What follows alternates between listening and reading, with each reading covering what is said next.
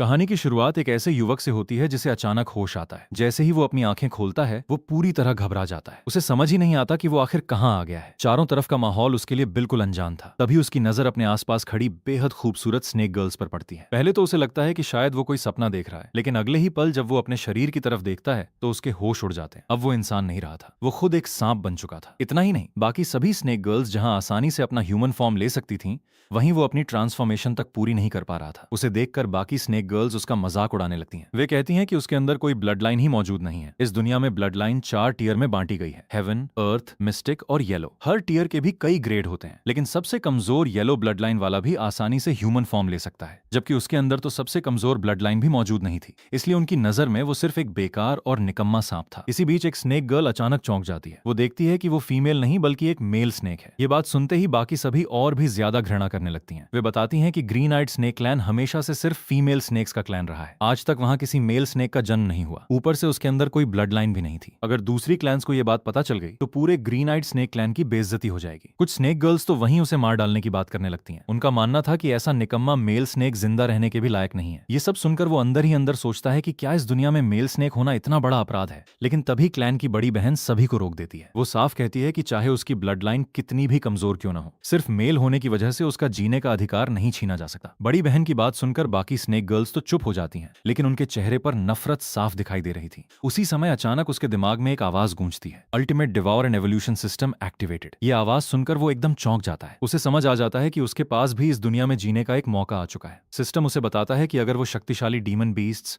Rare treasures और spirit herbs को डिवॉर करेगा तो उसे एवोल्यूशन पॉइंट्स मिलेंगे। उन्हीं एवोल्यूशन पॉइंट्स की मदद से वो लगातार अपनी ब्लड लाइन अपग्रेड कर सकता है और पहले से कहीं ज्यादा शक्तिशाली बन सकता है। ये सुनकर उसके चेहरे पर पहली बार मुस्कान आ जाती है। अभी कुछ देर पहले तक जिसे सब बेकार समझ रहे थे, अब उसके पास सबसे बड़ा सहारा सिस्टम था। थोड़ी देर बाद क्लैन की बड़ी बहन शिकार करके वापस लौटती है। वो पूरे क्लैन के लिए ढेर सारा भोजन लेकर आती है। सभी स्नेक गर्ल्स खुशी खुशी खाने की तरफ दौड़ पड़ती हैं। उसे भी लगता है कि अगर वो इतना सारा खाना खा ले तो शायद जल्दी एवोल्यूशन कर पाएगा, लेकिन जैसे ही वो खाने के लिए आगे बढ़ता है उसे रोक दिया जाता है। स्नेक गर्ल्स उसे ताना मारते हुए कहती हैं कि ये भोजन 3 दिन बाद होने वाले स्नेक मदर ट्रायल की तैयारी के लिए लाया गया है। एक bloodline less male snake का इस भोजन पर कोई अधिकार नहीं है। उसे वहां से भगा दिया जाता है। वो निराश होकर पीछे हट जाता है, लेकिन तभी उसे ट्रायल की एक ऐसी सच्चाई पता चलती है जिसे सुनकर उसके पैरों तले जमीन खिसक जाती है। उसे बताया जाता है कि 3 दिन बाद पूरे पहाड़ के सभी स्नेक क्लैंस को स्नेक मदर के सामने पेश होना होगा। जो भी तय की गई स्ट्रेंथ तक नहीं पहुंच पाएगा उसे वहीं मार दिया जाएगा। ये सुनकर वो पूरी तरह हैरान रह जाता है। उसे लगता है कि अगर ऐसा है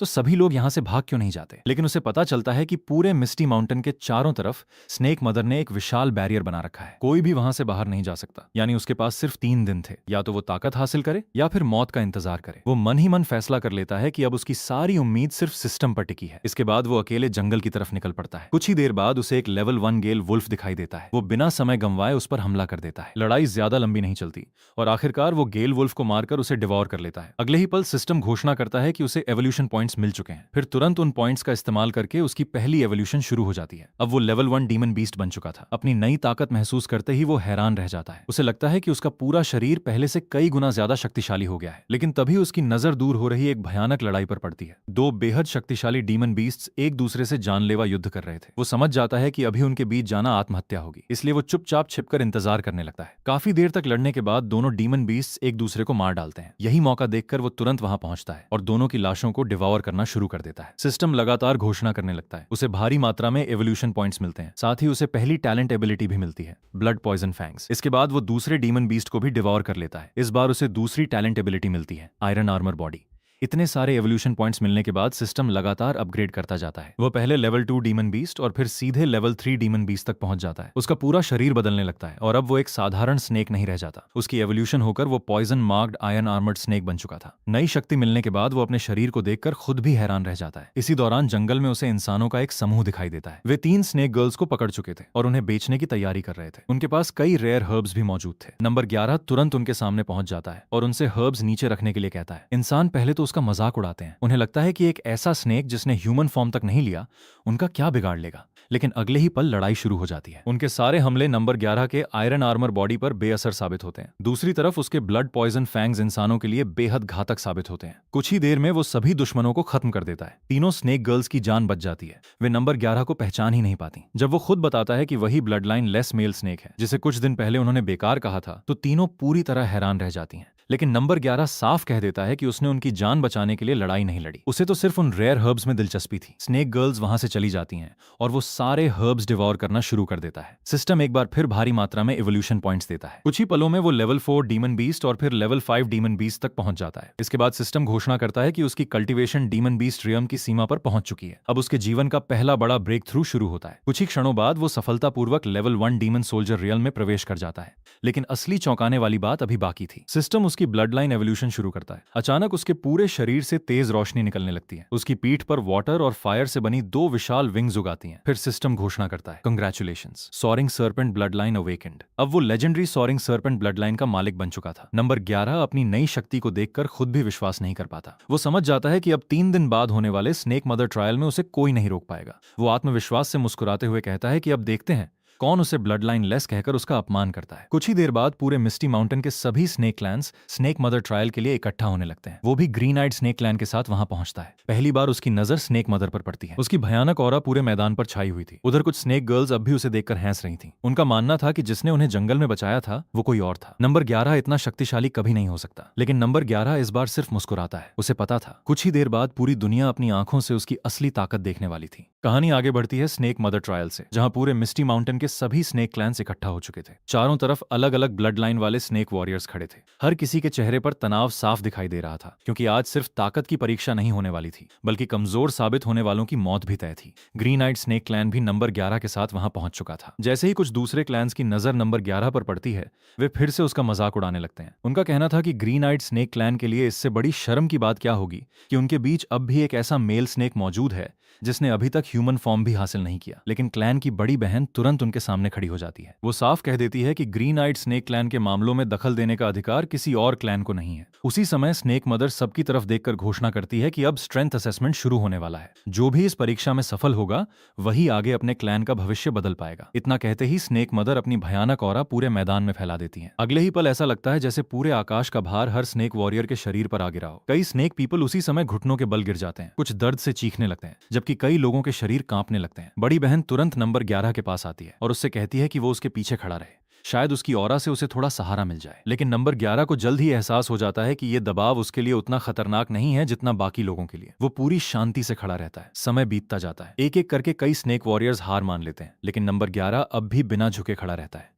ये देखकर बड़ी बहन भी हैरान रह जाती है। उसे विश्वास ही नहीं होता कि नंबर 11 इस परीक्षा को उससे भी आसानी से झेल रहा है। कुछ देर बाद आखिरकार परीक्षा समाप्त हो जाती है। स्नेक मदर संतुष्ट होकर घोषणा करती है कि जो लोग अंत तक टिके रहे हैं वे इस ट्रायल में सफल हो चुके हैं। अब सभी क्लैंस को उनकी योग्यता के अनुसार टेरिटरी कोर दिया जाने लगता है। कुछ क्लैंस को डी रैंक टेरिटरी मिलती है तो कुछ को उससे बेहतर। जब ग्रीन आइड स्नेक क्लैन की बारी आती है तो उन्हें उम्मीद से कहीं बड़ा बी रैंक टेरिटरी कोर मिलता है। पूरा ग्रीन आइड स्नेक क्लैन खुशी से झूम उठता है। किसी ने भी नहीं सोचा था कि उन्हें इतनी बड़ी टेरिटरी मिलेगी। उसी समय नंबर 11 के दिमाग में सिस्टम की आवाज गूंजती है, congratulations host, cross realm reward unlocked. System बताता है कि अब उसके पास अपनी क्लैन टेरिटरी है, इसलिए उसे एक खास रिवॉर्ड मिलने वाला है। लेकिन वो रिवॉर्ड तभी मिलेगा जब वो अपनी नई टेरिटरी में पहुंच जाएगा। नंबर 11 के चेहरे पर मुस्कान आ जाती है, लेकिन जैसे ही पूरा क्लैन अपनी नई टेरिटरी की तरफ बढ़ने लगता है, अचानक कुछ स्नेक वॉरियर्स उनका रास्ता रोक लेते हैं। वे थे क्रिम्सन स्केल स्नेक क्लैन। उनका नेता घमंड से टेरिटरी कोर की तरफ इशारा करते हुए कहता है कि ग्रीन आइड स्नेक क्लैन इस टेरिटरी के लायक नहीं है। अगर वे अपनी जान बचाना चाहते हैं तो तुरंत टेरिटरी कोर उन्हें सौंप दें और क्रिम्सन स्केल स्नेक क्लैन की सेवा स्वीकार कर लें।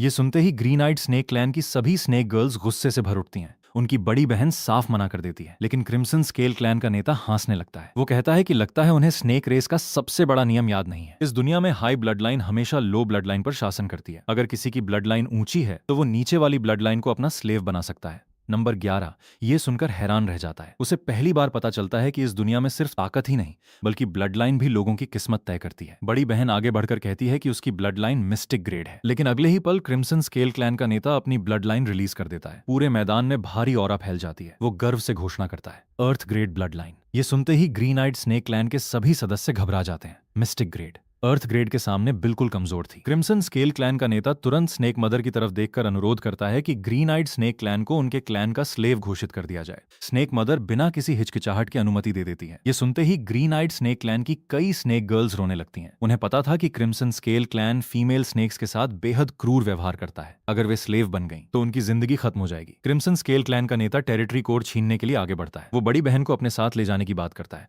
और नंबर 11 की तरफ देखकर हंसते हुए कहता है कि सबसे पहले इस बदसूरत मेल स्नेक को टेरिटरी से बाहर फेंक दिया जाएगा। ये सुनते ही नंबर 11 का गुस्सा फूट पड़ता है। वो सीधे स्नेक मदर की तरफ देखकर पूछता है, अगर मेरी ब्लड लाइन इन सबसे ऊंची हुई तो क्या मैं इन्हें अपना स्लेव बना सकता हूँ? स्नेक मदर बिना किसी भाव के जवाब देती है, हाँ। बस यही जवाब नंबर 11 को चाहिए था। क्रिम्सन स्केल क्लैन के सभी लोग उसका मजाक उड़ाने लगते हैं। उन्हें लगता है कि एक ऐसा स्नेक जिसने ह्यूमन फॉर्म तक नहीं लिया, वो अर्थ ग्रेड ब्लड लाइन को कैसे चुनौती दे सकता है। लेकिन नंबर 11 शांत रहता है। वो धीरे धीरे अपनी पूरी ब्लड लाइन रिलीज करता है। अगले ही पल पूरे मैदान में तेज रोशनी फैल जाती है। उसकी पीठ से वाटर और फायर की 2 विशाल विंग्स निकल आती हैं। भयानक ऑरा पूरे ट्रायल ग्राउंड में फैल जाती है। सिस्टम द्वारा जागृत heaven grade soaring serpent bloodline पहली बार सबके सामने प्रकट होती है। पूरा मैदान एकदम शांत हो जाता है। हर किसी की आंखों में सिर्फ हैरानी थी। कुछ देर पहले तक जिसे bloodline less male snake कहा जा रहा था, वही अब हेवन ग्रेड ब्लड लाइन का मालिक बन चुका था। ग्रीन आइड स्नेक क्लैन की सभी स्नेक गर्ल्स खुशी से चिल्लाने लगती हैं। उन्हें समझ आ जाता है कि वे अब बच चुकी हैं। दूसरी तरफ क्रिम्सन स्केल क्लैन का नेता पूरी तरह घबरा जाता है। उसे विश्वास ही नहीं होता कि हेवन ग्रेड ब्लड लाइन सचमुच उसके सामने खड़ी है। लेकिन अगले ही पल वो चिल्लाकर अपने लोगों को नंबर 11 को मारने का आदेश देता है। उसे लगता था कि अगर नंबर 11 अभी जिंदा रहा तो भविष्य में वो पूरे स्नेक रेस के लिए खतरा बन जाएगा। जैसे ही वे हमला करते हैं, नंबर 11 तुरंत अपनी डीमन सोल्जर ऑरा रिलीज कर देता है। अब सबको पता चल जाता है कि वो सिर्फ हेवन ग्रेड ब्लड लाइन का मालिक ही नहीं, बल्कि डीमन सोल्जर रियल्म तक भी पहुंच चुका है। क्रिम्सन स्केल क्लैन के लोग उसके सामने टिक ही नहीं पाते। कुछ ही पलों में नंबर 11 उन्हें एक एक करके हरा देता है। उनका नेता आखिर में डरकर शांति की भीख मांगने लगता है। लेकिन नंबर 11 साफ कह देता है, जब तुम हमें स्लेव बनाने आए थे तब तुम्हें दया याद नहीं आई थी। इतना कहते ही वो आखिरी वार करता है। क्रिम्सन स्केल क्लैन पूरी तरह हार जाता है। अब पूरा ट्रायल ग्राउंड शांत हो चुका था। नंबर 11 ऊंची आवाज में सबको चुनौती देता है, अगर किसी को ग्रीन आइड स्नेक क्लैन से कोई शिकायत है तो सामने आ जाए। लेकिन इस बार कोई भी आगे नहीं बढ़ता। सभी क्लैंस चुपचाप सिर झुका लेते हैं। स्नेक मदर भी नंबर 11 की ताकत से प्रभावित हो जाती है। वो घोषणा करती है कि असली शक्तिशाली व्यक्ति हमेशा बड़े इनाम का अधिकारी होता है। इसके बाद वो ग्रीन आइड स्नेक क्लैन के टेरिटरी कोर को अपग्रेड कर देती है। अब उन्हें पहले से भी बेहतर टेरिटरी मिलने वाली थी। पूरा ग्रीन आइड स्नेक क्लैन खुशी खुशी अपनी नई टेरिटरी की तरफ निकल पड़ता है। जैसे ही वे वहां पहुंचते हैं, सभी की आंखें चमक उठती हैं। चारों तरफ बेहद घनी स्पिरिचुअल एनर्जी फैली हुई थी। सिर्फ सांस लेने से ही ऐसा महसूस हो रहा था जैसे कल्टीवेशन अपने आप बढ़ रही हो। सभी स्नेक गर्ल्स खुशी से नंबर 11 के चारों तरफ इकट्ठा हो जाती हैं। कोई कहती है कि आज वो उसके नेस्ट में सोए, दूसरी कहती है कि उसका नेस्ट सबसे बड़ा और सबसे आरामदायक है, तीसरी तो उसका हाथ पकड़कर उसे अपने साथ ले जाने लगती है। नंबर 11 पूरी तरह शर्मिंदा हो जाता है। तभी बड़ी बहन सभी को रोक देती है। वो हंसते हुए कहती है कि नंबर 11 ने आज सबसे बड़ा योगदान दिया है, इसलिए सभी उसका सम्मान करना चाहती हैं। लेकिन अभी वो पूरी तरह मैच्योर नहीं हुआ है। अगर इस समय वो इन सब बातों में उलझ गया तो उसकी कल्टीवेशन पर बुरा असर पड़ेगा। सब लोग हंसने लगते हैं। नंबर 11 भी मुस्कुराता है, लेकिन उसे याद आता है कि अभी उसका सबसे बड़ा काम बाकी है। वो मन ही मन सोचता है कि अभी इन सब बातों का समय नहीं है। सबसे पहले उसे सिस्टम का क्रॉस रियल्म रिवॉर्ड लेना होगा। वो चुपचाप टेरिटरी के एक सुनसान हिस्से की ओर बढ़ जाता है। जैसे ही वो वहां पहुंचता है, सिस्टम सक्रिय हो जाता है। उसके सामने एक चमकती हुई दिव्य लॉ प्रकट होती है। सिस्टम बताता है कि यह एक बेहद दुर्लभ स्पिरिट फ्लेम है। अगर भविष्य में वो 5 अलग अलग एलिमेंट स्पिरिट फ्लेम्स इकट्ठा कर लेफ्टिनेंट, तो वो डीमन रेस के सबसे शक्तिशाली शरीरों में से एक 5 एलिमेंट स्पिरिट बॉडी तैयार कर सकेगा। नंबर 11 ये सुनकर हैरान रह जाता है। उसे समझ आ जाता है कि उसकी अगली यात्रा अभी शुरू ही हुई है। जैसे ही नंबर 11 अपनी नई टेरिटरी के एक शांत हिस्से में पहुंचता है, उसकी पूरी नजर सिस्टम द्वारा मिले उस रहस्यमयी रिवॉर्ड पर टिक जाती है। अभी कुछ ही देर पहले उसे पता चला था कि अगर वो 5 एलिमेंट स्पिरिट फ्लेम्स इकट्ठा कर ले तो भविष्य में 5 एलिमेंट स्पिरिट बॉडी तैयार कर सकता है। ये डीमन रेस के सबसे शक्तिशाली शरीरों में से एक माना जाता था। नंबर 11 बिना देर किए उस स्पिरिट फ्लेम को एब्जॉर्ब करना शुरू कर देता है। शुरुआत में उसे लगता है कि यह प्रक्रिया बेहद कठिन होगी, लेकिन तभी उसके सामने एक चौंकाने वाली घटना होती है। उसे पता चलता है कि मॉल्टन गोल्ड स्पिरिट फ्लेम अपने आप आसपास के लावा से ऊर्जा खींचना शुरू कर चुकी है। सिस्टम लगातार घोषणा करने लगता है, एवोल्यूशन पॉइंट्स 100, 100, 100। नंबर 11 कुछ किए बिना ही लगातार एवोल्यूशन पॉइंट्स हासिल करने लगता है। कुछ ही देर में सिस्टम उन पॉइंट्स का इस्तेमाल करता है। लेवल 2 डीमन सोल्जर, फिर तुरंत लेवल 3 डीमन सोल्जर। सिर्फ लेटे लेटे उसकी कल्टीवेशन बढ़ती जा रही थी। नंबर 11 खुशी से मुस्कुरा देता है, लेकिन अगले ही पल उसे एहसास होता है कि अब हर अगली लेवल के लिए पहले से लगभग 100 गुना ज्यादा एवोल्यूशन पॉइंट्स चाहिए होंगे। यानी अब कल्टीवेशन पहले जितनी आसान नहीं रहने वाली थी। उधर टेरिटरी के बाहर अचानक कुछ स्नेक गर्ल्स पहुंचती हैं। जैसे ही बड़ी बहन उन्हें देखती है, उसके चेहरे का रंग बदल जाता है। वे उसी ब्लड लाइन की दूसरी शाखा से आई हुई स्नेक गर्ल्स थीं। वे बड़ी बहन को देखकर मुस्कुराती हैं और कहती हैं कि आखिरकार उन्हें उसे ढूंढने में सफलता मिल गई। फिर वे बताती हैं कि ब्लैक स्केल स्नेक क्लैन की वजह से उन्हें स्नेक मदर ट्रायल से छूट मिल गई है, लेकिन उनका असली उद्देश्य कुछ और था। वे बड़ी बहन से कहती हैं कि ब्लैक स्केल स्नेक क्लैन का यंग मास्टर जल्द ही अपनी 18 स्नेक कॉन्क्यूबाइंस चुनने वाला है। अगर ग्रीन आइड स्नेक क्लैन की लड़कियां वहां चली जाएं तो पूरी ब्लड लाइन सुरक्षित हो जाएगी। बड़ी बहन बिना सोचे उनका प्रस्ताव ठुकरा देती है। वो कहती है कि वे किसी की कॉन्क्यूबाइन बनने नहीं वाली। ये सुनते ही वे स्नेक गर्ल्स व्यंग्य से हंसने लगती हैं। तभी नंबर 11 आगे बढ़कर उनसे पूछता है, अगर इतना ही अच्छा है तो तुम लोग खुद क्यों नहीं चली जाती? उसका सवाल सुनकर उनका चेहरा उतर जाता है। वे तुरंत नंबर 11 की तरफ इशारा करके कहती हैं कि बड़ी बहन अब किसी जंगली मेल स्नेक के साथ घूम रही है। फिर वे दावा करती हैं कि ग्रीन प्यूपिल स्नेक ब्लड लाइन में कभी मेल स्नेक पैदा ही नहीं होते, इसलिए नंबर 11 किसी भी हालत में उनके क्लैन का सदस्य नहीं हो सकता। नंबर 11 भी बड़ी बहन की तरफ देखने लगता है। तब पहली बार बड़ी बहन उसके जन्म की सच्चाई बताती है। वो कहती है कि कई साल पहले उसे जंगल में एक अकेला स्नेक एग मिला था। वही अंडा बाद में नंबर 11 निकला। यानी आज तक किसी को उसके असली माता पिता या उसकी असली ब्लड लाइन के बारे में कुछ भी पता नहीं था। ये सुनकर सामने खड़ी स्नेक गर्ल्स जोर जोर से हंसने लगती हैं। वे कहती हैं कि ग्रीन आइड स्नेक क्लैन अब इतना कमजोर हो चुका है कि उसे अपनी रक्षा के लिए किसी अज्ञात ब्लड लाइन वाले स्नेक का सहारा लेना पड़ रहा है। इसके बाद वे फिर ब्लैक स्केल स्नेक क्लैन के यंग मास्टर की तारीफ करने लगती हैं। उनके मुताबिक वो अभी पूरी तरह एडल्ट भी नहीं हुआ, फिर भी हाफ स्टेप डीमन जनरल तक पहुंच चुका है। अगर कोई स्नेक गर्ल उसकी कॉन्क्यूबाइन बन जाए तो वो बहुत बड़ा सम्मान होगा। इतना ही नहीं, शायद वो खुश होकर कोई टेरिटरी भी इनाम में दे दे। ये सुनकर बड़ी बहन मुस्कुरा देती है। वो शांत आवाज में कहती है, टेरिटरी की चिंता करने की जरूरत नहीं, हमारे पैरों के नीचे जो जमीन है वही हमारी टेरिटरी है। ये सुनते ही तीनों स्नेक गर्ल्स चौंक जाती हैं। उन्हें यकीन ही नहीं होता कि ग्रीन आइड स्नेक क्लैन के पास सचमुच अपनी टेरिटरी है। वे तुरंत चारों तरफ देखने लगती हैं। यहाँ की स्पिरिचुअल एनर्जी महसूस करते ही उनके चेहरे बदल जाते हैं। चारों तरफ रेयर रिसोर्सेज फैले हुए थे। सिर्फ सांस लेने से ही कल्टीवेशन तेज महसूस हो रही थी। अब उनके मन में लालच पैदा हो जाता है। वे बड़ी बहन से टेरिटरी कोर दिखाने के लिए कहती हैं। बड़ी बहन मासूमियत में उन्हें बता देती है कि अभी तक किसी ने टेरिटरी कोर के साथ बॉन्ड नहीं किया, बस इतना सुनना था। तीनों का असली चेहरा सामने आ जाता है। वे कहती हैं कि बड़ी टेरिटरी संभालना ग्रीन आइड स्नेक क्लैन के बस की बात नहीं है। तीनों पहले से डीमन सोल्जर रियल में है। अगर टेरिटरी उनके हाथ में आ जाए तो वे जल्द ही डीमन जनरल बन सकती हैं। इसलिए क्लैन के भविष्य के लिए टेरिटरी कोर उन्हें सौंप दिया जाए। लेकिन बड़ी बहन साफ इनकार कर देती है। वो कहती है, ये टेरिटरी नंबर 11 की वजह से मिली है, इस पर अधिकार भी उसी का होगा। ये सुनते ही तीनों स्नेक गर्ल्स अपना धैर्य खो बैठती हैं। वे जबरदस्ती टेरिटरी कोर छीनने की कोशिश करती हैं। तभी नंबर 11 उनके सामने आकर खड़ा हो जाता है। वो शांत स्वर में कहता है, जब बातों से काम नहीं बना तो अब चोरी करोगी? तीनों एक साथ उसकी तरफ झपट पड़ती हैं। उन्हें पूरा विश्वास था कि 3 डीमन सोल्जर्स मिलकर एक लेवल 3 डीमन सोल्जर को आसानी से हरा देंगी। लेकिन अगले ही पल सब कुछ बदल जाता है। नंबर 11 बिजली जैसी स्पीड से उनके बीच पहुंच जाता है। उसका सिर्फ एक वार और पहली स्नेक गर्ल दूर जाकर गिरती है। दूसरा वार, दूसरी स्नेक गर्ल भी लड़ने लायक नहीं बचती। तीसरी पूरी तरह घबरा जाती है। उसे समझ ही नहीं आता कि एक ही रियल्म का डीमन सोल्जर इतना शक्तिशाली कैसे हो सकता है। कुछ ही पलों में तीनों जमीन पर गिरी हुई थीं। वे डर के मारे दया की भीख मांगने लगती हैं। लेकिन नंबर 11 उनकी आंखों में कोई पछतावा नहीं देखता। उसे साफ समझ आ जाता है कि अगर आज इन्हें छोड़ दिया तो भविष्य में यही सबसे बड़ा खतरा बनेगी। वो उन्हें खत्म करने का फैसला करता है। तभी उनमें से एक स्नेक गर्ल जोर से हंसने लगती है। वो कहती है, हमें मारकर भी तुम नहीं बचोगे। नंबर 11 रुक जाता है। वो पूछता है, क्या मतलब? स्नेक गर्ल गर्व से बताती है कि मरने से पहले उसने अपनी ब्लड लाइन सीक्रेट टेक्निक इस्तेमाल कर दी है। उस टेक्निक की मदद से सारी जानकारी पहले ही ब्लैक स्केल स्नेक क्लैन तक पहुंच चुकी है। बहुत जल्द उनका पूरा क्लैन इस टेरिटरी पर हमला करेगा और उस क्लैन का लीडर एक असली डीमन जनरल है। ये सुनते ही ग्रीन आइड स्नेक क्लैन के सभी सदस्य घबरा जाते हैं। बड़ी बहन बताती है कि डीमन सोल्जर और डीमन जनरल के बीच का अंतर आसमान और जमीन जितना होता है। चाहे नंबर 11 के पास हेवन ग्रेड ब्लड लाइन ही क्यों न हो, सिर्फ 1 महीने में डीमन जनरल बनना लगभग असंभव है। वो याद दिलाती है कि टेरिटरी क्लेम होने के बाद 1 महीने तक प्रोटेक्शन रहता है। शायद इसी दौरान कोई रास्ता निकल आए। कुछ स्नेक गर्ल्स डरकर टेरिटरी छोड़कर भागने की सलाह देती हैं।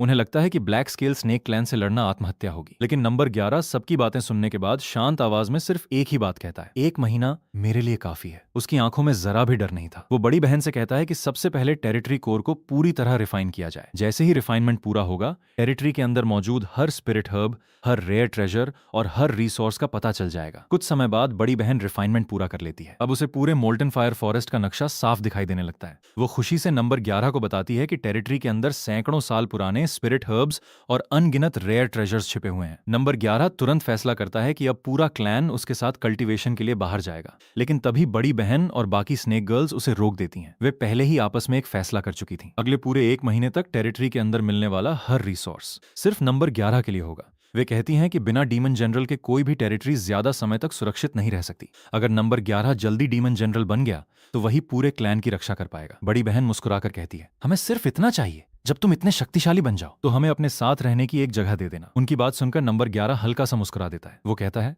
तुम लोग अभी भी मुझे कम समझ रही हो, आज मैं तुम्हें दिखाऊंगा कि असली ओवरपावर्ड होना किसे कहते हैं। इसके बाद वो पूरे क्लैन को साथ लेकर मोल्टन फायर फॉरेस्ट के अंदर निकल पड़ता है। रास्ते में वो एक के बाद एक शक्तिशाली डीमन बीस्ट का शिकार करना शुरू कर देता है। कुछ ही समय में वो लगातार 9 लेवल 5 डीमन सोल्जर बीस्ट को मार गिराता है। पूरे ग्रीन आइड स्नेक क्लैन की स्नेक गर्ल्स उसकी ताकत देखकर स्तब्ध रह जाती हैं। वे यकीन ही नहीं कर पाती कि सिर्फ लेवल 3 डीमन सोल्जर होते हुए भी नंबर 11 इतनी आसानी से इतने शक्तिशाली डीमन बीस्ट को खत्म कर रहा है। इसी दौरान बड़ी बहन को एक बेहद दुर्लभ क्रिम्सन फ्लेम हर्ब मिलती है। वो तुरंत उसे नंबर 11 की तरफ बढ़ाते हुए कहती है, ये हर्ब तुम्हारे लिए सबसे ज्यादा उपयोगी होगी, इसे लेकर अपनी कल्टीवेशन और तेज कर लो। और यहीं से नंबर 11 की अगली बड़ी ब्रेक थ्रू की तैयारी शुरू हो जाती है।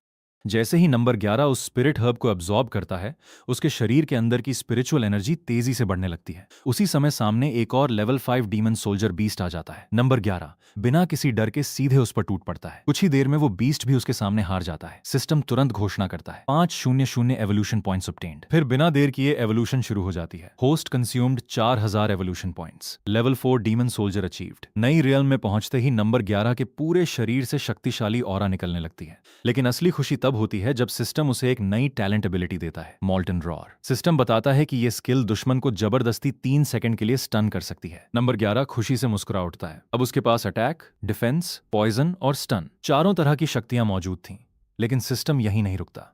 वो नंबर 11 की पुरानी टैलेंट्स को आपस में मर्ज करना शुरू कर देता है। Blood poison fangs, iron armour body और मॉल्टन रॉर। कुछ ही पलों में तीनों मिलकर एक बिल्कुल नई पैसिव एबिलिटी बना देते हैं, पॉइजन फ्लेम काउंटर अटैक। अब अगर कोई नंबर 11 पर हमला करेगा तो उसके शरीर में पॉइजन फैलने के साथ 3 सेकंड तक स्टन होने की भी संभावना रहेगी। यानी अब उसे मारना खुद को नुकसान पहुंचाने जैसा था। नंबर 11 अपनी नई ताकत महसूस करता है, लेकिन सिस्टम फिर उसे याद दिलाता है कि अगले लेवल तक पहुंचने के लिए अभी भी लगभग 5000 एवोल्यूशन पॉइंट्स चाहिए। वो आसपास नजर घुमाता है, लेकिन पूरे इलाके के लगभग सभी हाई लेवल डीमन बीस्ट्स खत्म हो चुके थे।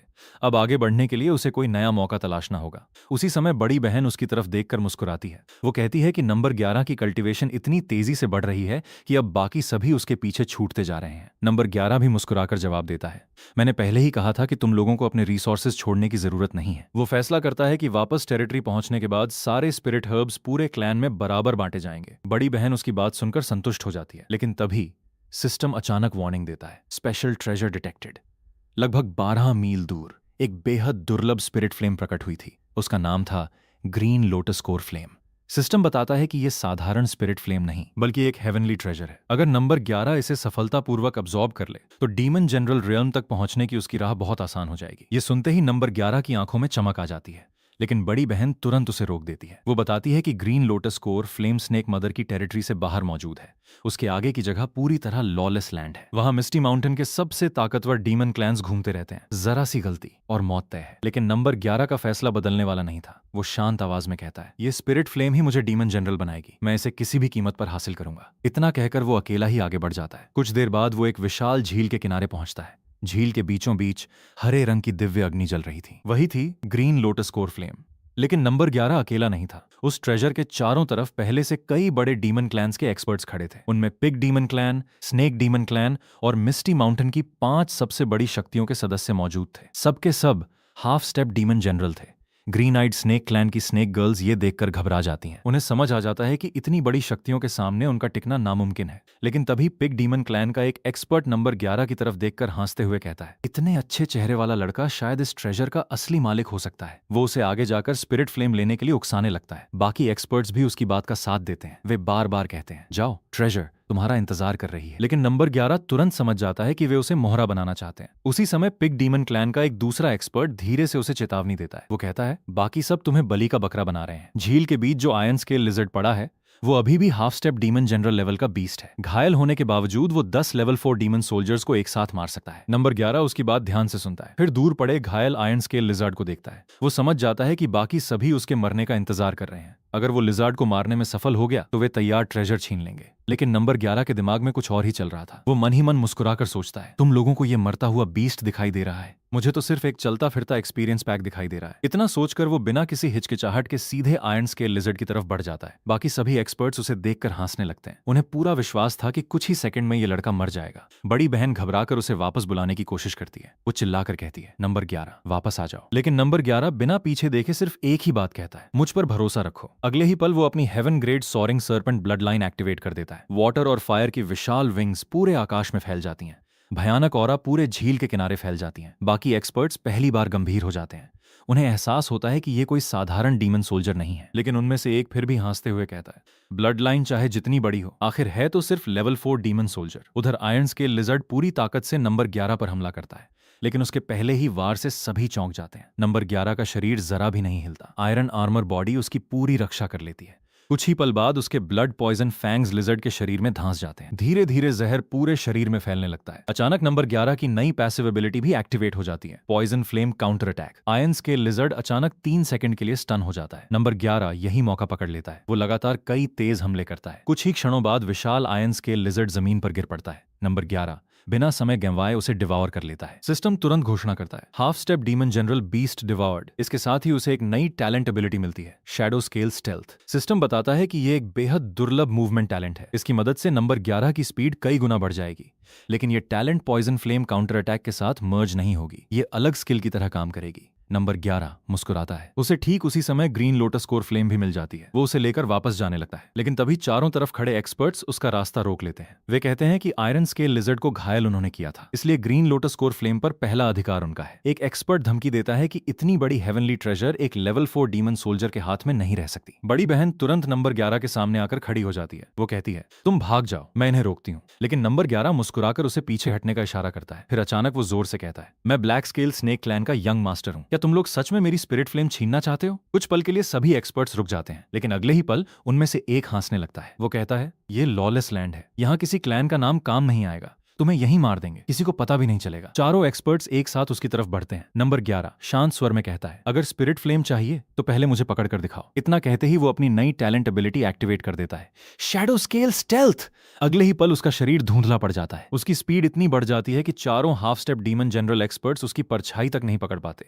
कुछ ही सेकंड में number 11 green lotus core flame लेकर उनकी आंखों के सामने से गायब हो जाता है। चारों एक्सपर्ट्स गुस्से से पागल हो उठते हैं। वे तुरंत उसका पीछा करने निकल पड़ते हैं, लेकिन बाकी कुछ एक्सपर्ट्स वहीं रुक जाते हैं। वे समझ चुके थे कि आज नंबर 11 सिर्फ स्पिरिट फ्लेम ही नहीं ले गया, बल्कि पूरे मिस्टी माउंटेन के सबसे बड़े एक्सपर्ट्स की इज्जत भी अपने साथ लेकर चला गया। उधर बड़ी बहन दूर खड़ी नंबर 11 को सुरक्षित निकलते देख राहत की सांस लेती है, लेकिन उसे पता था कि अब उन चारों half step demon general experts का पीछा यहीं खत्म नहीं होने वाला। अब असली मुसीबत अभी शुरू हुई थी।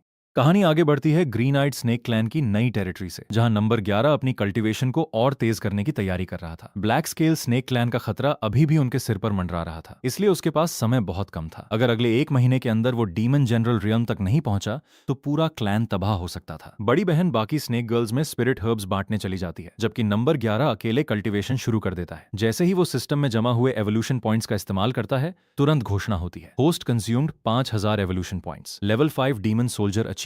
एक और ब्रेक थ्रू के साथ उसकी ऑरा पहले से कहीं ज्यादा शक्तिशाली हो जाती है। अब सिर्फ ग्रीन लोटस कोर फ्लेम को रिफाइन करना बाकी था। नंबर 11 तुरंत उस हेवनली ट्रेजर को अब्सॉर्ब करने की कोशिश करता है, लेकिन इस बार कुछ अजीब होता है। स्पिरिट फ्लेम बहुत धीरे धीरे उसके शरीर में समाने लगती है। वो हैरान होकर सिस्टम से पूछता है कि ऐसा क्यों हो रहा है। तब सिस्टम उसे बताता है कि पहले मिली मॉल्टन गोल्ड स्पिरिट फ्लेम एक सिस्टम रिवॉर्ड थी, इसलिए उसे रिफाइन करने में सिस्टम ने खुद मदद की थी। लेकिन ग्रीन लोटस कोर फ्लेम एक असली हेवनली ट्रेजर है। अगर नंबर 11 इसे अपनी ताकत से रिफाइन करेगा तो इसमें लगभग 1 महीना लग जाएगा। ये सुनते ही नंबर 11 का चेहरा उतर जाता है। 1 महीना यानी बिल्कुल उतना ही समय जितने में ब्लैक स्केल स्नेक क्लैन हमला करने वाला था। अगर उसने अभी कल्टीवेशन शुरू की तो पूरा क्लैन उसकी रक्षा करते करते खत्म हो जाएगा, लेकिन उसके पास कोई दूसरा रास्ता भी नहीं था। वो मजबूर होकर सिक्लूजन में चला जाता है और पूरी ताकत से स्पिरिट फ्लेम रिफाइन करने लगता है। इधर ग्रीन आइड स्नेक क्लैन की टेरिटरी के बाहर अचानक भारी हलचल शुरू हो जाती है। स्नेक डीमन क्लैन की विशाल सेना टेरिटरी के सामने पहुंच चुकी थी। उनका नेता ऊंची आवाज में घोषणा करता है, टेरिटरी हमारे हवाले कर दो, वरना आज कोई जिंदा नहीं बचेगा। ग्रीन आइड स्नेक क्लैन की सभी स्नेक गर्ल्स तुरंत युद्ध के लिए तैयार हो जाती हैं। बड़ी बहन समझ जाती है कि नंबर 11 अभी सिक्लूजन में है।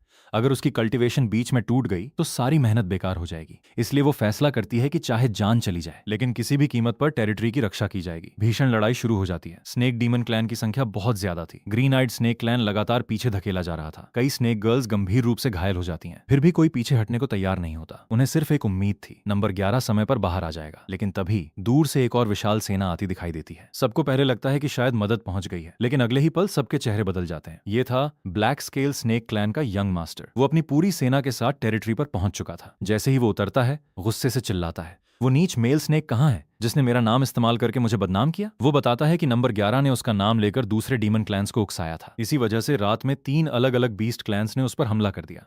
उस लड़ाई में उसकी एक आंख तक चली गई। अब वो सिर्फ बदला लेने आया था। यंग मास्टर अपने सैनिकों को आदेश देता है, पूरी टेरिटरी खोद डालो, उस मेल स्नेक को जिंदा मेरे सामने लाओ। ग्रीन आइड स्नेक क्लैन की सभी स्नेक गर्ल्स उसके सामने दीवार बनकर खड़ी हो जाती हैं। बड़ी बहन साफ कहती है, जब तक हम जिंदा हैं कोई भी नंबर 11 तक नहीं पहुंच सकता। यंग मास्टर बिना एक पल गंवाए हमला करने का आदेश दे देता है। इस बार दोनों सेनाएं एक साथ टूट पड़ती हैं। ग्रीन आइड स्नेक क्लैन पूरी तरह घिर चुका था। हर तरफ चीख पुकार मच जाती है। कुछ ही देर में बड़ी बहन भी बुरी तरह घायल हो जाती है। बाकी स्नेक गर्ल्स भी एक एक करके गिरने लगती हैं। स्नेक डीमन क्लैन के लोग हंसने लगते हैं। उन्हें लगता है कि अब ग्रीन आइड स्नेक क्लैन का अंत तय है। लेकिन उसी समय नंबर 11 के शरीर के अंदर रिफाइन हो रही स्पिरिट फ्लेम अचानक पूरी तरह उसके साथ मर्ज हो जाती है। सिस्टम लगातार घोषणा करने लगता है, major realm breakthrough initiated. जमा हुए एवोल्यूशन पॉइंट्स एक साथ खर्च होने लगते हैं। Post consumed 10,000 evolution points. Level 1 demon general achieved. लेकिन असली बदलाव अभी शुरू हुआ था। सिस्टम अगली घोषणा करता है, सेकंड एंसेस्ट्रल एवोल्यूशन बिगिनिंग। अचानक नंबर 11 के पूरे शरीर से चकाचौंध कर देने वाली रोशनी निकलती है। उसकी ब्लड लाइन एक बार फिर एवोल्यूशन करने लगती है। कुछ ही क्षणों बाद सिस्टम घोषणा करता है, congratulations, wind dragon serpent bloodline awakened.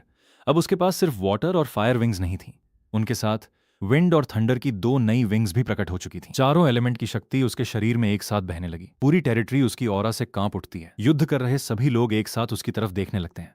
बड़ी बहन खुशी से चिल्ला उठती है, नंबर 11 डीमन जनरल बन गया। ब्लैक स्केल यंग मास्टर का चेहरा एकदम सफेद पड़ जाता है। उसे विश्वास ही नहीं होता कि सिर्फ 1 महीने पहले ट्रायल पास करने वाला स्नेक आज डीमन जनरल बन चुका है। अगले ही पल नंबर 11 आसमान से बिजली की तरह युद्ध भूमि में उतरता है। उसकी wind dragon serpent bloodline पूरे मैदान पर छा जाती है। यंग मास्टर गुस्से में उस पर हमला करता है, लेकिन अब दोनों के बीच ताकत का अंतर बहुत बड़ा हो चुका था। नंबर 11 सिर्फ एक वार में उसे कई मीटर दूर फेंक देता है। यंग मास्टर पूरी ताकत से दोबारा हमला करता है, लेकिन नंबर 11 की विंड और थंडर स्पीड इतनी तेज थी कि वो उसका एक भी वार नहीं छू पाता। कुछ ही क्षणों में यंग मास्टर पूरी तरह हार जाता है। अब पहली बार उसकी आंखों में डर दिखाई देता है। वो कांपती आवाज में कहता है, मुझे मत मारो, मेरे पिता स्नेक मदर के सबसे भरोसेमंद अधीनस्थ हैं। लेकिन नंबर 11 शांत आवाज में जवाब देता है, जो मेरे क्लैन पर हमला करेगा उसके लिए सिर्फ एक ही सजा है। इतना कहते ही वो अंतिम वार करता है। ब्लैक स्केल स्नेक क्लैन का यंग मास्टर वहीं मारा जाता है। अपने यंग मास्टर की मौत देखते ही पूरी ब्लैक स्केल आर्मी के हौसले टूट जाते हैं। कुछ सैनिक वहीं से भाग जाते हैं, बाकी भी अपनी जान बचाकर जंगल की तरफ भाग निकलते हैं। स्नेक डीमन क्लैन भी तुरंत पीछे हट जाता है। कुछ ही पलों में पूरा युद्ध खत्म हो जाता है। ग्रीन आइड स्नेक क्लैन की सभी स्नेक गर्ल्स खुशी से नंबर 11 के चारों तरफ इकट्ठा हो जाती हैं। उनकी आंखों में आंसू थे। अगर नंबर 11 कुछ देर और बाहर नहीं आता तो आज पूरा क्लैन खत्म हो चुका होता।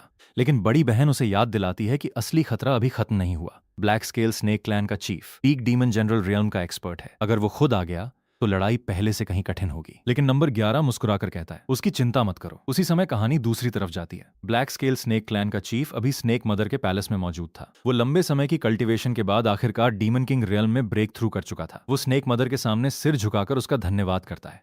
लेकिन तभी एक घायल सैनिक दौड़ता हुआ पैलेस में पहुंचता है। वो कांपती आवाज में बताता है, यंग मास्टर मारे गए। ये सुनते ही चीफ का गुस्सा 7वें आसमान पर पहुंच जाता है। वो तुरंत ग्रीन आइड स्नेक क्लैन को खत्म करने निकलने लगता है। लेकिन तभी स्नेक मदर उसे रोक देती है। वो पूछती है कि यंग मास्टर को किसने मारा। जब उसे पता चलता है कि ब्लू आइड स्नेक क्लैन का एक मेल स्नेक सिर्फ 1 महीने में डीमन जनरल बन गया, तो उसके चेहरे पर गुस्से की जगह मुस्कान आ जाती है। वो कहती है, इतनी तेजी से डीमन जनरल बनने वाला स्नेक वाकई दिलचस्प है। चीफ हैरान रह जाता है। वो बदला लेने की अनुमति मांगता है, लेकिन स्नेक मदर ठंडे स्वर में जवाब देती है, सिर्फ एक बेटा मरा है, दूसरा पैदा कर लेना। पूरा पैलेस एकदम शांत हो जाता है। चीफ अंदर ही अंदर गुस्से से जल उठता है, लेकिन स्नेक मदर के सामने विरोध करने की उसकी हिम्मत नहीं होती। स्नेक मदर उसे साफ याद दिलाती है कि उसकी जान और उसकी ताकत दोनों उसी की दी हुई हैं। अगर वो चाहे तो सब कुछ वापस भी ले सकती है। मजबूर होकर चीफ सिर झुका देता है, लेकिन मन ही मन वो ग्रीन आइड स्नेक क्लैन से बदला लेने की कसम खा लेता है। इसके बाद स्नेक मदर एक ऐसा आदेश देती है जिसे सुनकर सभी हैरान रह जाते हैं। वो अपने दूतों से कहती है कि ब्लू आइड स्नेक क्लैन के उस युवा डीमन जनरल के लिए ढेर सारे रेयर ट्रेजर्स भेजे जाएं।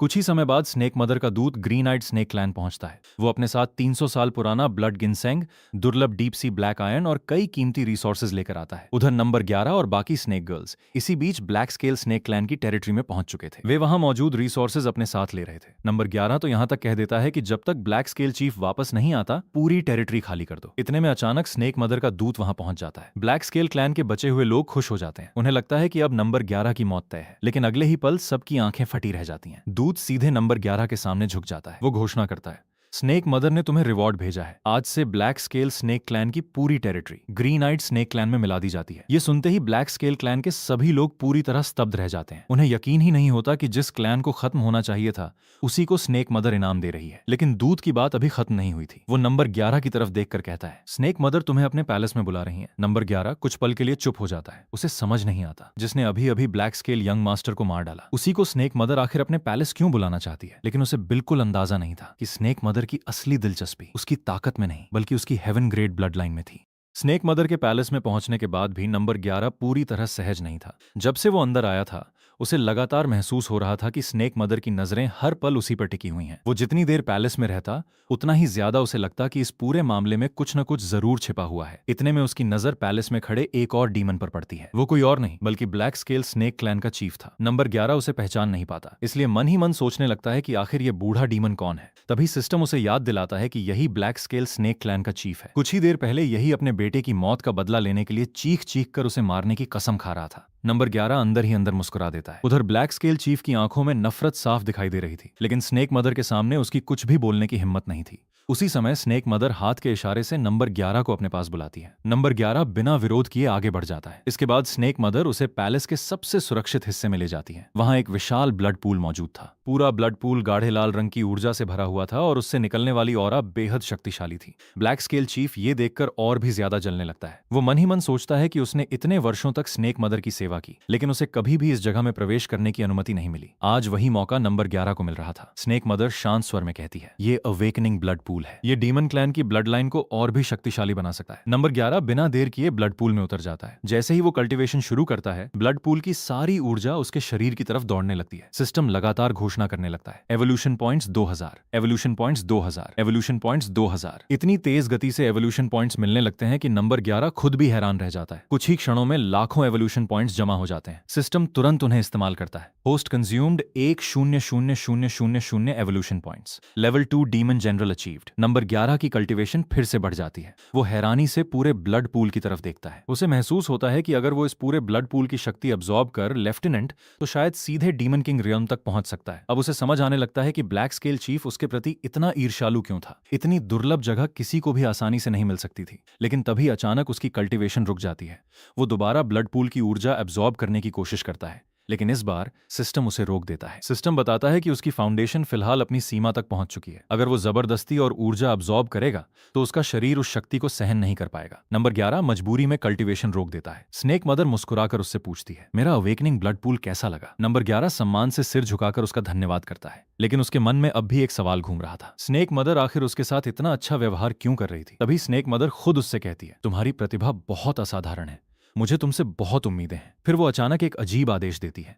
वो कहती है, जब तक तुम पूरी तरह मैच्योर नहीं हो जाते तब तक अपनी किसी भी स्नेक सिस्टर के साथ ड्यूअल कल्टीवेशन नहीं करोगे। नंबर 11 ये सुनकर थोड़ा चौंक जाता है, लेकिन असली झटका अभी बाकी था। स्नेक मदर उसकी तरफ देखकर मुस्कुराती है और कहती है, जब तुम पूरी तरह मैच्योर हो जाओगे मैं तुम्हें अपने साथ एक बार ड्यूअल कल्टीवेशन करने का अवसर दूंगी। ये सुनते ही नंबर 11 के चेहरे पर जबरदस्ती की मुस्कान आ जाती है। बाहर से वो सम्मान दिखाता है, लेकिन अंदर ही अंदर उसके दिमाग में खतरे की घंटियां बजने लगती हैं। वो मन ही मन सोचता है, ये बूढ़ी स्नेक डीमन आखिर चाहती क्या है? वो तुरंत समझ जाता है कि स्नेक मदर का असली मकसद उसकी ब्लड लाइन है। अगर उसने उसकी बात मान ली तो शायद वो उसे कल्टीवेशन वेसल की तरह इस्तेमाल कर देगी। उसकी सारी मेहनत और सारी ताकत स्नेक मदर के काम आ जाएगी। नंबर 11 उसी पल फैसला कर लेता है, वो चाहे कुछ भी हो जाए यहाँ ज्यादा दिन नहीं रुकेगा। पैलेस से बाहर निकलते ही वो तुरंत ग्रीन आइड स्नेक क्लैन के पास लौट आता है। उसे देखते ही सभी स्नेक गर्ल्स खुशी से उसकी तरफ दौड़ पड़ती हैं। वे उत्साह से बताती हैं कि ब्लैक स्केल स्नेक क्लैन की टेरिटरी उनकी पुरानी टेरिटरी से भी कहीं बेहतर है। चारों तरफ रेयर ट्रेजर्स और कल्टीवेशन रिसोर्सेज भरे पड़े हैं। कुछ स्नेक गर्ल्स तो ये तक कहने लगती हैं कि शायद वे भी जल्दी डीमन जनरल बन जाएंगी। लेकिन नंबर 11 का चेहरा गंभीर था। वो बड़ी बहन से कहता है, अभी इसी वक्त सभी बहनों को इकट्ठा करो, जो भी जरूरी सामान है सब साथ ले लो, हम अभी इस जगह को छोड़ रहे हैं। सभी एक साथ चौंक जाती हैं। बड़ी बहन हैरान होकर पूछती है, लेकिन क्यों? स्नेक मदर ने तो तुम्हें इतना बड़ा मौका दिया है। नंबर 11 बिना समय गंवाए जवाब देता है, वो मौका नहीं, मौत का जाल है। अभी सवाल पूछने का समय नहीं है। अगर जिंदा रहना है तो तुरंत निकलना होगा। नंबर 11 की गंभीर आवाज सुनकर कोई भी उससे बहस नहीं करता। कुछ ही देर में पूरा ग्रीन आइड स्नेक क्लैन अपना जरूरी सामान लेकर टेरिटरी छोड़ देता है। जाते जाते सभी एक बार पीछे मुड़कर अपनी टेरिटरी को देखते हैं। इतनी शानदार टेरिटरी छोड़ना आसान नहीं था, लेकिन नंबर 11 मन ही मन कसम खाता है, जब मैं और मजबूत बन जाऊंगा तब ये सब वापस लेने जरूर लौटूंगा। कुछ समय बाद स्नेक मदर को खबर मिलती है कि ग्रीन आइड स्नेक क्लैन पूरी टेरिटरी छोड़कर भाग चुका है। वो हल्की सी मुस्कुराती है, फिर धीरे से कहती है, छोटे से बच्चे, तुम मुझसे ज्यादा दिन छिप नहीं पाओगे। उधर नंबर 11 और पूरा क्लैन जंगलों के रास्ते लगातार आगे बढ़ते रहते हैं। रास्ते में उन्हें अनगिनत डीमन बीस्ट्स मिलते हैं, लेकिन अब नंबर 11 पहले से कहीं ज्यादा शक्तिशाली हो चुका था। एक लेवल 5 विंड पियर्सिंग ईगल उसका रास्ता रोकता है। कुछ ही क्षणों की लड़ाई में नंबर 11 उसे मारकर डिवॉर कर लेता है। सिस्टम तुरंत घोषणा करता है, 5000 एवोल्यूशन पॉइंट्स ऑब्टेन्ड। इसके साथ ही उसे एक नई सपोर्ट टैलेंट मिलती है, गेल फोर्स पावर। ये टैलेंट उसकी विंड एट्रीब्यूट की शक्ति को 50% तक बढ़ा देती है। अब उसकी उड़ने की गति और मूवमेंट पहले से कहीं तेज हो जाते हैं। रास्ते भर बड़ी बहन सोचती रहती है कि नंबर 11 आखिर स्नेक मदर से इतना डर क्यों गया। आखिर वो उससे पूछ ही लेती है। नंबर 11 थोड़ा झिझकता है, फिर पूरी सच्चाई बता देता है। वो कहता है, स्नेक मदर चाहती है कि जब मैं मैच्योर हो जाऊं तो मैं उसके साथ ड्यूअल कल्टीवेशन करूं। ये सुनते ही सभी स्नेक गर्ल्स एक पल के लिए चुप हो जाती हैं। कुछ तो हैरानी से नंबर 11 को देखने लगती हैं, लेकिन नंबर 11 तुरंत गंभीर होकर कहता है, तुम लोग इसे सम्मान समझ रही हो, लेकिन मुझे पूरा यकीन है कि वो मेरी ब्लड लाइन और मेरी ताकत छीनना चाहती है। अगर मैं उसके हाथ लग गया तो कुछ ही दिनों में पूरी तरह खत्म हो जाऊंगा। अब बड़ी बहन को भी उसकी बात समझ आ जाती है। वो राहत की सांस लेते हुए कहती है, अच्छा हुआ हम समय रहते वहां से निकल आए। यात्रा के दौरान बड़ी बहन नंबर 11 को ग्रीन आइड स्नेक क्लैन का असली इतिहास भी बताती है। वो कहती है कि वे कोई साधारण क्लैन नहीं है, असल में वे ब्रॉन्ज स्नेक क्लैन की एक ब्रांच है। उनका असली मेन क्लैन बहुत दूर कैओटिक ब्लड डोमेन के स्काई सिटी में रहता है। कई साल पहले स्नेक मदर के अधीन एक डीमन किंग ने उनकी ब्रांच को हरा दिया था। तब से वे मिस्टी माउंटेन में कैद होकर स्नेक मदर के लिए पॉइजन कल्टीवेशन का साधन बने हुए थे। लेकिन अब नंबर 11 की वजह से वे पहली बार अपने असली घर लौट रहे थे। ये सुनकर नंबर 11 भी पहली बार समझता है कि मिस्टी माउंटेन इस दुनिया का सिर्फ एक छोटा सा हिस्सा था। इसके बाहर इससे भी कहीं विशाल दुनिया मौजूद थी। कुछ दिनों की यात्रा के बाद आखिरकार दूर से स्काई सिटी दिखाई देने लगता है। बड़ी बहन बताती है कि sky city chaotic blood domain की 10 सबसे बड़ी शक्तियों में से एक है। वहां ह्यूमंस और डीमंस एक साथ रहते हैं, लेकिन उस शहर का एक सख्त नियम भी है। जो डीमन अभी तक ह्यूमन फॉर्म नहीं ले सकता, उसे सिटी के अंदर घुसने की अनुमति नहीं मिलती। ऐसे डीमन को जंगली बीस्ट मानकर वहीं मार दिया जाता है। नंबर 11 ये सुनकर मुस्कुराता है। अब वो डीमन जनरल बन चुका था। ह्यूमन फॉर्म लेना उसके लिए कोई मुश्किल बात नहीं रही। अगले ही पल वो अपना ह्यूमन फॉर्म धारण कर लेता है। उसे देखकर सभी स्नेक गर्ल्स कुछ पल के लिए चुप रह जाती हैं, फिर एक साथ हंसने लगती हैं। वे मजाक करते हुए कहती हैं कि अब उन्हें समझ आया, स्नेक मदर आखिर नंबर 11 को देखकर बार बार क्यों मुस्कुरा रही थी। नंबर 11 शर्माते हुए उन्हें चुप कराता है। इसके बाद पूरा ग्रीन आइड स्नेक क्लैन पहली बार स्काई सिटी के विशाल दरवाजे की तरफ बढ़ने लगता है। उनकी नई यात्रा अब सचमुच शुरू होने वाली थी। कई दिनों की लगातार यात्रा के बाद आखिरकार नंबर 11 और पूरा green eyed snake clan chaotic blood domain के विशाल टियानहाई सिटी के बाहर पहुंच जाता है। मिस्टी माउंटेन की तुलना में यह जगह बिल्कुल अलग थी। शहर के अंदर इंसान और डीमन एक साथ रहते थे। हर तरफ कल्टीवेटर्स, मर्चेंट्स, स्पिरिट वेपन्स और रेयर ट्रेजर्स की दुकानें दिखाई दे रही थीं। इतनी बड़ी और समृद्ध जगह देखकर क्लैन की सभी स्नेक गर्ल्स हैरान रह जाती हैं। लेकिन तभी नंबर 11 की नजर सामने लगी भीड़ पर पड़ती है। वो तुरंत बड़ी बहन के साथ वहां पहुंचता है। बीच सड़क पर एक छोटी सी स्नेक गर्ल लोगों के सामने अपनी जान जोखिम में डालकर करतब दिखा रही थी। वो अपनी छाती पर भारी पत्थर रखवाकर उसे तुड़वा रही थी, सिर्फ कुछ स्पिरिट स्टोन्स कमाने के लिए। ये दृश्य देखकर नंबर 11 का दिल अचानक बेचैन हो उठता है। उसे समझ नहीं आता कि वो इस अनजान लड़की के लिए इतना परेशान क्यों हो रहा है। अगले ही पल उसे जवाब मिल जाता है। उसके शरीर के अंदर ब्लड लाइन अचानक प्रतिक्रिया देने लगती है। वो समझ जाता है ये लड़की भी उसी एजोराइड स्नेक क्लैन की सदस्य है। नंबर 11 हैरान होकर बड़ी बहन से पूछता है, क्या अजोराइड स्नेक क्लैन तो स्काई सिटी की बड़ी शक्ति नहीं थी? बड़ी बहन भी चुप रह जाती है। उसे भी समझ नहीं आता कि मेन क्लैन की सदस्य सड़क पर अपनी जान जोखिम में डालकर पैसे कमाने को क्यों मजबूर है। उधर प्रदर्शन खत्म होने के बाद लड़की हाथ जोड़कर अपने मालिक से कहती है कि उसने आज जितने स्पिरिट स्टोन्स कमाए हैं, क्या अब वो जा सकती है? लेकिन वो आदमी ठंडी हंसी हंसता है। वो कहता है, इतने स्पिरिट स्टोन से तो सिर्फ ब्याज भी पूरा नहीं हुआ। नीचे उतर, आज तुझे और काम करना होगा। बेचारी स्नेक गर्ल डरते हुए कहती है कि अगर वो ऐसे ही करती रही तो सचमुच मर जाएगी। लेकिन वो आदमी उसकी एक भी बात नहीं सुनता, उल्टा धमकी देता है कि अगर उसने काम करने से मना किया तो वो मार्केट एनफोर्सर्स को बुलाकर पूरे एजोराइड स्नेक क्लैन को शहर से बाहर फेंकवा देगा। ये सुनते ही नंबर 11 का गुस्सा फूट पड़ता है। वो सीधे उस आदमी के सामने जाकर खड़ा हो जाता है। बड़ी बहन उसे रोकने की कोशिश करती है। वो कहती है, ये टियानहाई सिटी है, हम यहाँ किसी को नहीं जानते, बिना सोचे समझे लड़ाई मत शुरू करो। लेकिन नंबर 11 उसकी बात नहीं सुनता। वो शांत आवाज में उस आदमी से पूछता है, इस लड़की पर कितना कर्ज है? वो आदमी नंबर 11 को ऊपर से नीचे तक देखकर हंसने लगता है। उसे लगता है कि सामने खड़ा ये साधारण डीमन उसकी कीमत कभी नहीं चुका पाएगा। वो घमंड से कहता है, इसने मेरा मिड ग्रेड आर्टिफैक्ट तोड़ दिया है, अगर इसे खरीदना है तो पहले उसकी कीमत चुकाओ। नंबर 11 बिना एक शब्द बोले अपनी स्टोरेज रिंग खोलता है। अगले ही पल उसके हाथ में एक चमकती हुई वस्तु दिखाई देती है। वो थी half step demon general level spirit core. पूरे मार्केट में सन्नाटा छा जाता है। आसपास खड़े सभी लोग दंग रह जाते हैं। इतनी कीमती स्पिरिट कोर तो कई छोटे क्लैंस ने पूरी जिंदगी में नहीं देखी थी। वो व्यापारी भी घबरा जाता है। अभी कुछ पल पहले जो आदमी नंबर 11 का मजाक उड़ा रहा था, अब वही कांपते हुए सिर झुका देता है। वो बार बार माफी मांगने लगता है। नंबर 11 बिना उसकी तरफ देखे स्पिरिट कोर उसकी तरफ फेंक देता है। फिर शांत स्वर में कहता है, अब ये लड़की आजाद है। व्यापारी तुरंत हामी भर देता है। उसके लिए ये स्पिरिट कोर किसी खजाने से कम नहीं थी। स्नेक गर्ल की आंखों में आंसू आ जाते हैं। वो नंबर 11 को बार बार धन्यवाद देने लगती है। लेकिन नंबर 11 सिर्फ इतना पूछता है, तुम ठीक हो? लड़की सिर हिलाकर हाँ कहती है। फिर धीरे से बताती है कि वो भी एजोराइड स्नेक क्लैन से है। ये सुनकर नंबर 11 मुस्कुराता है। वो बताता है कि वो भी उसी ब्लड लाइन की एक ब्रांच से आया है। ये सुनते ही लड़की हैरान रह जाती है। वो कहती है कि कई साल पहले मिस्टी माउंटेन में खोई हुई ब्रांच ब्लड लाइन की कहानी उसने बचपन से सुनी थी, और जैसे ही उसने नंबर 11 को देखा उसे भी ब्लड लाइन कनेक्शन महसूस होने लगा था। लेकिन तभी उसकी नजर नंबर 11 पर टिक जाती है। वो हैरानी से पूछती है, अजोराइड स्नेक क्लैन में मेल स्नेक? नंबर 11 कुछ बोलने ही वाला होता है कि बड़ी बहन जल्दी से पूरी बात समझा देती है। वो हंसते हुए कहती है कि नंबर 11 को उसने जंगल असल में एक अंडे के रूप में पाया था। बस इतना सुनना था कि नंबर 11 शर्म से बड़ी बहन की तरफ देखने लगता है। वो कहता है, कृपया हर किसी को ये मत बताया करो कि मैं मिला हुआ था। सभी स्नेक गर्ल्स हंस पड़ती हैं। थोड़ी देर बाद नंबर 11 लड़की से पूछता है, अगर एज़ोराइड स्नेक क्लैन इतनी बड़ी शक्ति थी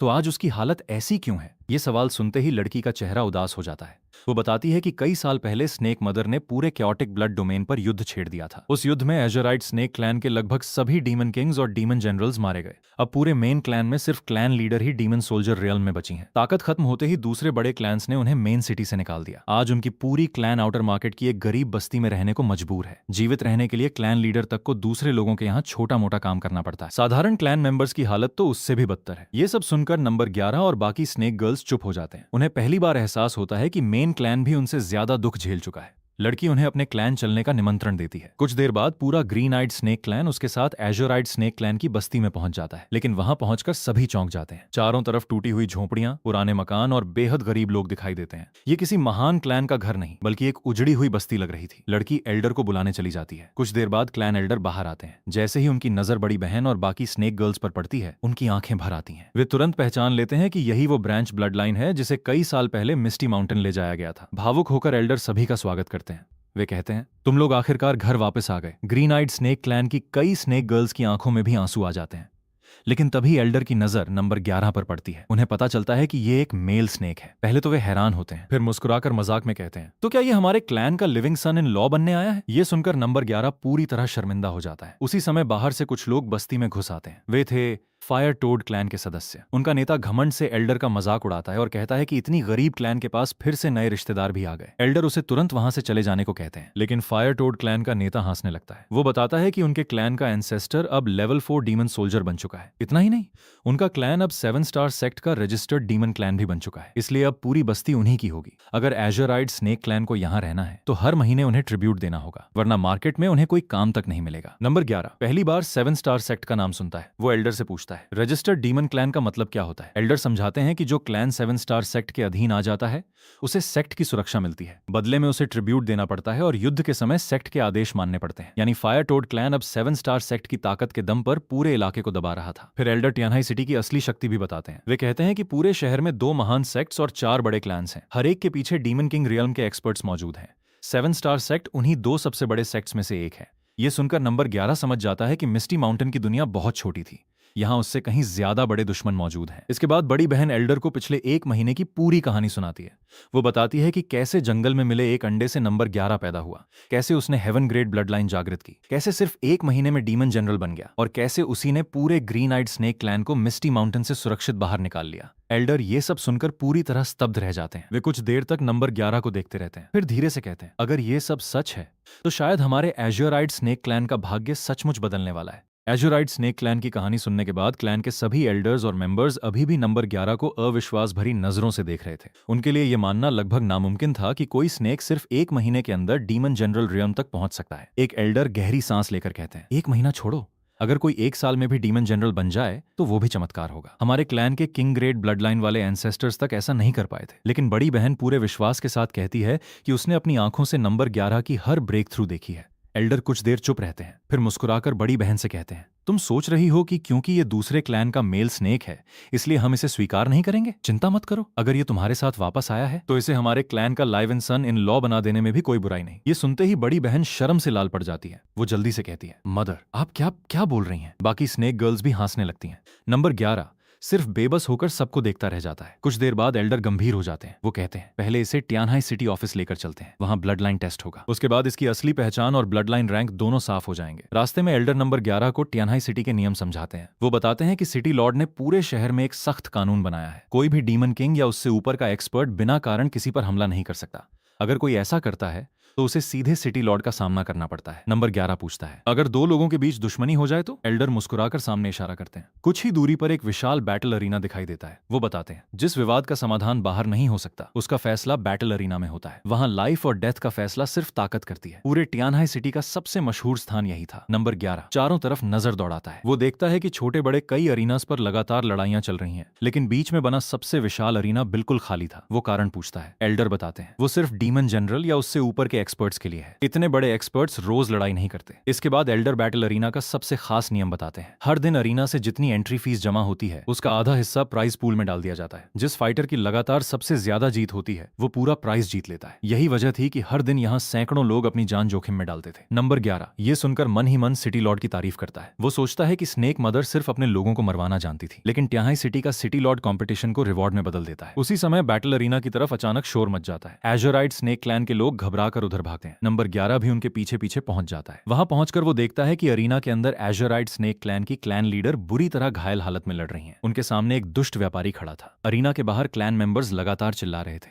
क्लैन लीडर अब लड़ाई छोड़ दीजिए, हम हार मानते हैं। लेकिन व्यापारी हंसते हुए कहता है, हार मानने का फैसला तुम लोग नहीं करोगे, उसे खुद कहना होगा। फिर वो सबके सामने पूरी बात बताता है। उसका कहना था कि क्लैन लीडर ने उस पर झूठा आरोप लगाया कि उसने फेक मेडिसिन बेची है और पैसे वापस मांगे, इसलिए आज वो उसे सबक सिखाने आया है। लेकिन एजोराइट स्नेक क्लैन के मेंबर्स सच्चाई बताते हैं। वे कहते हैं कि क्लैन लीडर ने पूरे क्लैन की 1 साल की बचत इकट्ठा करके उससे पिल्स खरीदी थी ताकि सभी जल्दी कल्टीवेशन कर सकें। लेकिन वो व्यापारी फेक पिल्स बेचकर सारा पैसा लेकर भाग गया। जब क्लैन लीडर पैसे वापस मांगने गई तो उसने उल्टा उन्हें बैटल अरीना में मौत की लड़ाई के लिए चुनौती दे दी। नंबर 11 सब सुनकर समझ जाता है, ये लड़ाई सम्मान की नहीं बल्कि सबूत मिटाने की थी। व्यापारी चाहता था कि क्लैन लीडर यहीं मर जाए ताकि कोई उसकी धोखाधड़ी साबित न कर सके। इतने में एक शाही रथ अरीना के बाहर रुकता है। उसमें से 7 स्टार सेक्ट की एक युवा महिला बाहर निकलती है। उसके पीछे एक level 5 demon soldier bear demon खड़ा था। वो उसका स्पिरिट सर्वेंट था। महिला अपने सेवक से कहती है, मेरे अधीन मुझे ऐसे निकम्मे सर्वेंट्स की जरूरत नहीं। उसका सेवक तुरंत झुक जाता है। लेकिन तभी महिला की नजर नंबर 11 पर पड़ती है।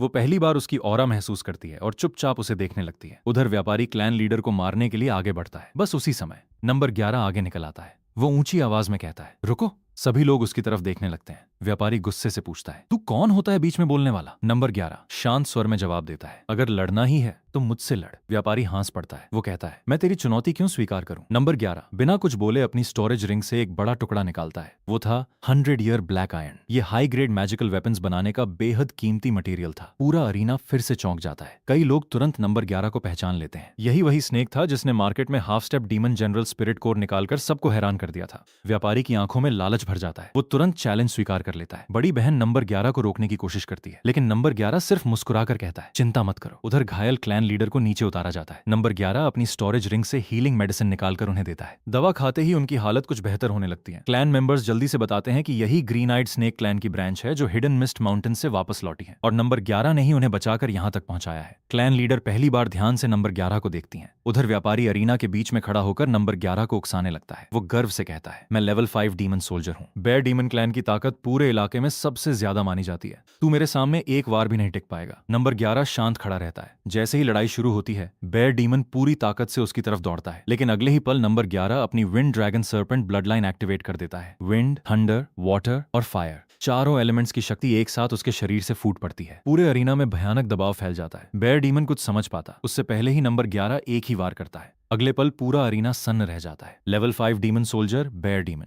सिर्फ एक अटैक में जमीन पर गिर चुका था। पूरा बैटल अरीना कुछ सेकंड तक बिल्कुल शांत रहता है। फिर हर तरफ शोर मच जाता है। कोई विश्वास ही नहीं कर पा रहा था कि किसी ने लेवल 5 डीमन सोल्जर को एक ही वार में हरा दिया। कई लोग डरकर नंबर 11 को लॉर्ड कहकर पुकारने लगते हैं। उनके मुताबिक इतनी ताकत सिर्फ डीमन जनरल के पास हो सकती है। एजोराइट स्नेक क्लैन के सभी मेंबर्स खुशी से भर उठते हैं। बड़ी बहन मुस्कुराकर कहती है, मैंने पहले ही कहा था नंबर 11 बहुत शक्तिशाली है। कुछ एल्डर्स अब भी शॉक में थे। वे कहते हैं, इतनी कम उम्र और पहले से ही डीमन जनरल, ये सिर्फ हेवन ग्रेड ब्लड लाइन नहीं हो सकती। तभी बड़ी बहन एक और राज खोल देती है। वो कहती है, नंबर 11 को पैदा हुए अभी 1.5 महीना भी नहीं हुआ। ये सुनते ही पूरे अरीना में फिर से सन्नाटा छा जाता है। अब किसी के पास कुछ बोलने के लिए शब्द नहीं बचते। एल्डर्स तुरंत फैसला करते हैं कि अब और देर नहीं करनी चाहिए। उन्हें तुरंत नंबर 11 की ब्लड लाइन टेस्ट करवानी होगी। आखिर उसकी असली ब्लड लाइन हेवन ग्रेड से भी ऊपर किस स्तर तक पहुंच चुकी है। लेकिन तभी 7 स्टार सेक्ट की वही युवा महिला आगे बढ़ती है। उसकी नजर अपने मरे हुए बेयर डीमन सर्वेंट पर पड़ती है।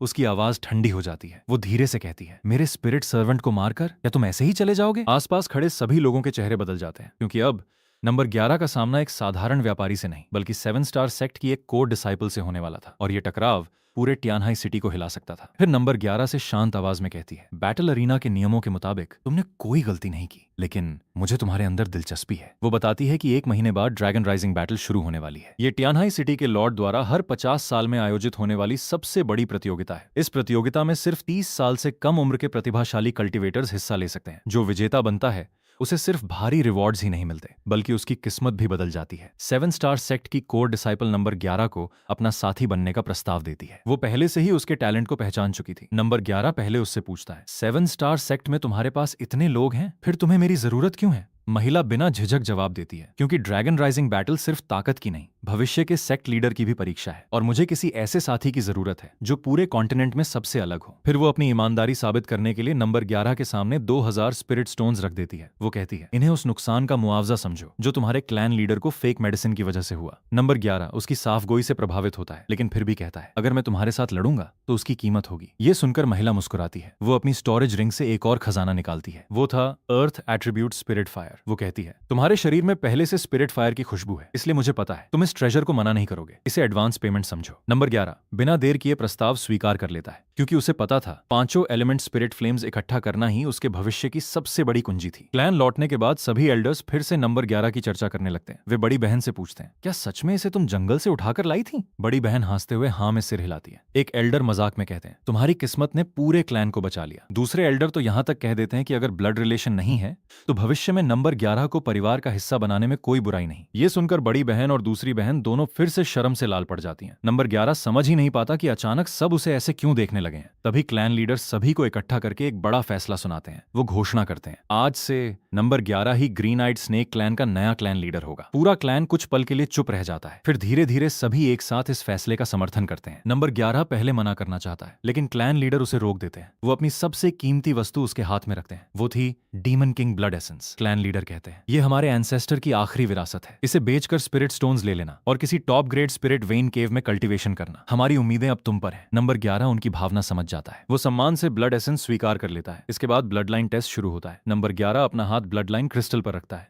पहले क्रिस्टल हल्का चमकता है, फिर उसकी रोशनी लगातार बढ़ती जाती है। पूरे हॉल में सन्नाटा छा जाता है। कुछ ही क्षणों बाद एल्डर कांपती आवाज में घोषणा करते हैं, supreme grade half step saint level bloodline. पूरा हॉल स्तब्ध रह जाता है। कुछ समय पहले जिसकी ब्लड लाइन हेवन ग्रेड मानी जा रही थी, अब वो सेंट लेवल से सिर्फ एक कदम दूर पहुंच चुकी थी। सभी एल्डर्स तुरंत नंबर 11 के सामने झुक जाते हैं। अब उन्हें यकीन हो चुका था कि भविष्य में वो सिर्फ डीमन किंग ही नहीं, शायद डीमन सेंट तक भी पहुंच सकता है। लेकिन उसी समय बाहर से जोरदार धमाका सुनाई देता है। फायर टोड क्लैन के लोग फिर से एजोराइड स्नेक क्लैन के दरवाजे पर पहुंच चुके थे। उनकी नजर सीधे डीमन किंग ब्लड एसेंस पर थी। उनका नेता घमंड से कहता है, इतना बड़ा खजाना छिपा कर रखा था, अब ये फायर टोड क्लैन का होगा। और यहीं से एजोराइड स्नेक क्लैन की नई लड़ाई शुरू होने वाली थी।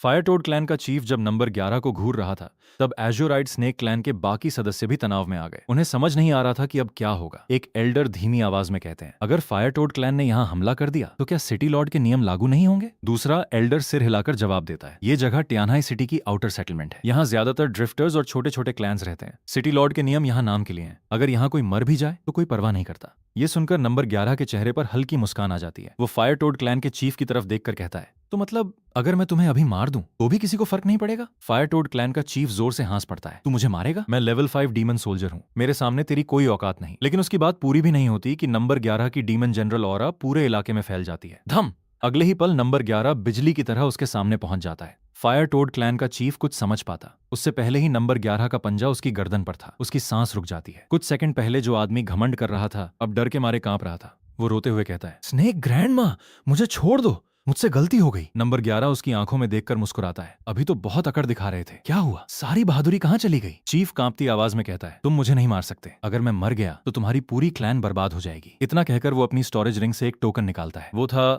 Shine settlement management deed. वो घमंड से कहता है, 7 स्टार सेक्ट ने इस सेटलमेंट का प्रबंधन हमारे फायर टोड क्लैन को सौंपा है। अगर तुमने मुझे मार दिया तो 7 स्टार सेक्ट तुम्हें कभी नहीं छोड़ेगा। उसके पीछे खड़े बाकी फायर टोड क्लैन के सदस्य भी हिम्मत पकड़ लेते हैं। वे कहते हैं, हमारे चीफ हाल ही में 7 स्टार सेक्ट के एक ट्रू डिसाइपल के बीस्ट सर्वेंट बने हैं। अगर उन्हें पता चल गया तो तुम सबकी मौत तय है। एजोराइड स्नेक क्लैन के एल्डर्स फिर से घबरा जाते हैं, लेकिन नंबर 11 बिल्कुल शांत रहता है। अचानक वो अपनी स्टोरेज रिंग से एक और टोकन निकालता है। जैसे ही फायर टोड क्लैन का चीफ उसे देखता है, उसकी आंखें फैल जाती हैं। वो घबराकर चिल्लाता है, ट्रू डिसाइपल टोकन, तुम्हारे पास ये कैसे आया? नंबर 11 ठंडी आवाज में कहता है, जाकर अपने फायर टोड क्लैन से कह देना, अगर दोबारा ग्रीन आइड स्नेक क्लैन की तरफ देखा भी तो पूरा फायर टोड क्लैन इस दुनिया से मिटा दूंगा। इतना कहकर वो चीफ को छोड़ देता है। फायर टोड क्लैन के सभी लोग डर के मारे भाग जाते हैं। उनके जाने के बाद क्लैन लीडर नंबर 11 से पूछते हैं, क्या तुमने सच में 7 स्टार सेक्ट की उस डिसाइपल के साथ अलायंस कर लिया? नंबर 11 सिर हिलाता है। वो बताता है कि 1 महीने बाद होने वाली हिडन ड्रैगन बैटल में वो उसी के साथ हिस्सा लेने वाला है। क्लैन के सभी लोग एक साथ चौंक जाते हैं। एक एल्डर तुरंत विरोध करता है, हिडन ड्रैगन बैटल मजाक नहीं है, वहां पूरे ग्रेट वाइल्डरनेस के सबसे बड़े प्रतिभाशाली कल्टीवेटर्स आते हैं,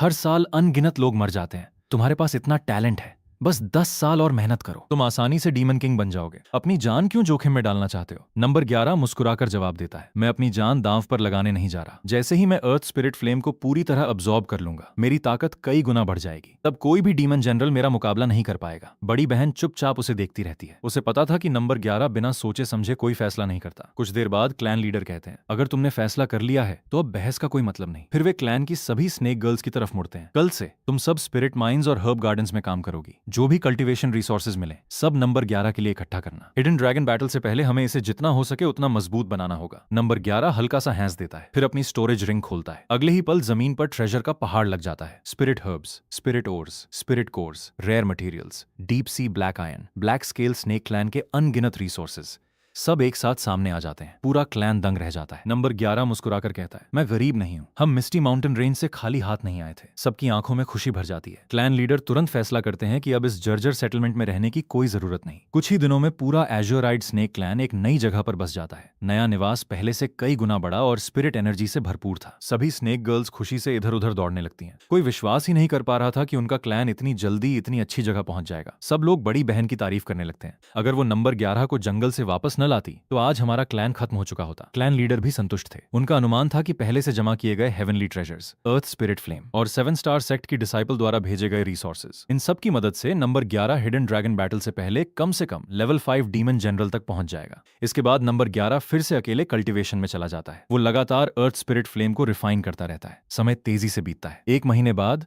उसकी कल्टीवेशन आखिरकार फिर ब्रेक थ्रू कर जाती है। वो सफलतापूर्वक लेवल 5 डीमन जनरल तक पहुंच जाता है। अर्थ स्पिरिट फ्लेम उसकी फाउंडेशन को पहले से भी ज्यादा मजबूत बना देती है। उसी समय हिडन ड्रैगन बैटल शुरू होने का दिन भी आ जाता है। नंबर 11 कल्टीवेशन से बाहर निकलता है। बड़ी बहन खुशी से कहती है, आखिर तुम बाहर आ गए, देखो सब लोग यहाँ बहुत खुश हैं। नंबर 11 पूरे क्लैन को देखकर संतुष्ट हो जाता है। तभी 7 स्टार सेक्ट की डिसाइपल वहां पहुंचती है। वो नंबर 11 की ऑरा महसूस करते ही मुस्कुराने लगती है। लगता है तुमने फिर ब्रेक थ्रू कर लिया। अब हिडन ड्रैगन बैटल जीतने की हमारी उम्मीद पहले से कहीं ज्यादा है। वो बताती है कि 7 स्टार सेक्ट के बाकी 2 ट्रू डिसाइपल्स भी लगभग उसकी बराबरी की ताकत रखते हैं। अगर उन्हें टॉप मॉन्स्टर्स का सामना न करना पड़े तो अच्छी रैंकिंग मिल सकती है। दोनों तुरंत हिडन ड्रैगन बैटलफील्ड की ओर निकल पड़ते हैं। कुछ देर बाद वे विशाल हिडन ड्रैगन प्लेटफॉर्म पर पहुंचते हैं। पूरा मैदान हजारों प्रतिभाशाली कल्टीवेटर से भरा हुआ था। आसमान में अलग अलग शक्तियों के डीमन किंग एक्सपर्ट्स बैठे हुए थे। ये सभी हिडन ड्रैगन बैटल के विटनेस थे। नंबर 11 पहली बार इतना बड़ा आयोजन देखता है। उसी समय उसकी नजर दूर बैठे ब्लैक स्केल स्नेक क्लैन के उसी पुराने चीफ पर पड़ती है, लेकिन वो कुछ नहीं कहता। जल्द ही प्रतियोगिता में हिस्सा लेने वाले सबसे बड़े प्रतिभाशाली योद्धाओं का परिचय कराया जाता है। सबसे पहले आता है स्नेक मदर का सबसे शक्तिशाली शिष्य। उसकी असली पहचान थी एंशिएंट क्रिम्सन ब्लड सर्पेंट। उसके बाद एंशिएंट शुआन टर्टल क्लैन का यंग मास्टर सामने आता है। कहा जाता था कि उसकी डिफेंस को आज तक कोई नहीं तोड़ पाया। और आखिर में आता है 10,000 नेशंस ग्रैंड प्रीस्ट का डायरेक्ट डिसाइपल। उसकी असली ताकत किसी को नहीं पता थी। आयोजकों के अनुसार यही तीनों इस हिडन ड्रैगन बैटल के सबसे खतरनाक प्रतिभागी थे। 7 स्टार सेक्ट की डिसाइपल धीरे से नंबर 11 से कहती है, अगर अच्छी रैंकिंग चाहिए तो इन तीनों से दूर रहना। लेकिन नंबर 11 मुस्कुरा देता है। उसे इन तीनों की ताकत उतनी खतरनाक नहीं लगती। उसी समय 7 स्टार सेक्ट का दूसरा ट्रू डिसाइपल वहां पहुंचता है। वो अपनी तरफ खड़े सन क्लैन के यंग मास्टर के साथ नंबर 11 का मजाक उड़ाने लगता है। वो ताना मारते हुए कहता है, मुझे लगा था तुम कोई बड़ा एक्सपर्ट ढूंढ कर लाई हो, लेकिन साथ में तो एक जंगली मेल स्नेक लेकर घूम रही हो। 7 स्टार सेक्ट की डिसाइपल तुरंत जवाब देती है, ये मेरा एलाई है, इस बारे में तुम्हें बोलने का कोई अधिकार नहीं। दूसरा ट्रू डिसाइपल हंसते हुए कहता है, कोई बात नहीं, हिडन ड्रैगन बैटल शुरू होने दो, फिर इसी प्लेटफॉर्म पर इसका अंत कर देंगे। सन क्लैन का यंग मास्टर भी मुस्कुराकर हामी भर देता है। दोनों धमकी देकर वहां से चले जाते हैं, लेकिन नंबर 11 बिल्कुल भी परेशान नहीं होता। वो मुस्कुराकर अपनी साथी से कहता है, चिंता मत करो, वो दोनों खुद चलकर मेरे सामने आए हैं। अब उन्हें हराने में ज्यादा मेहनत नहीं करनी पड़ेगी। और इसी के साथ हिडन ड्रैगन बैटल की असली शुरुआत होने वाली थी। नंबर 11 और 7 स्टार सेक्ट की ट्रू डिसाइपल अभी हिडन ड्रैगन बैटलफील्ड के किनारे ही खड़े थे कि नंबर 11 मुस्कुराकर पूछता है, वैसे ये हिडन ड्रैगन बैटल आखिर शुरू कब होगा? लेकिन उसके सवाल का जवाब कोई देता उससे पहले ही पूरा आसमान अचानक कांप उठता है, धरती हिलने लगती है, चारों तरफ स्पिरिचुअल एनर्जी का भयंकर तूफान उठ खड़ा होता है। सभी प्रतिभागी एक साथ ऊपर देखने लगते हैं।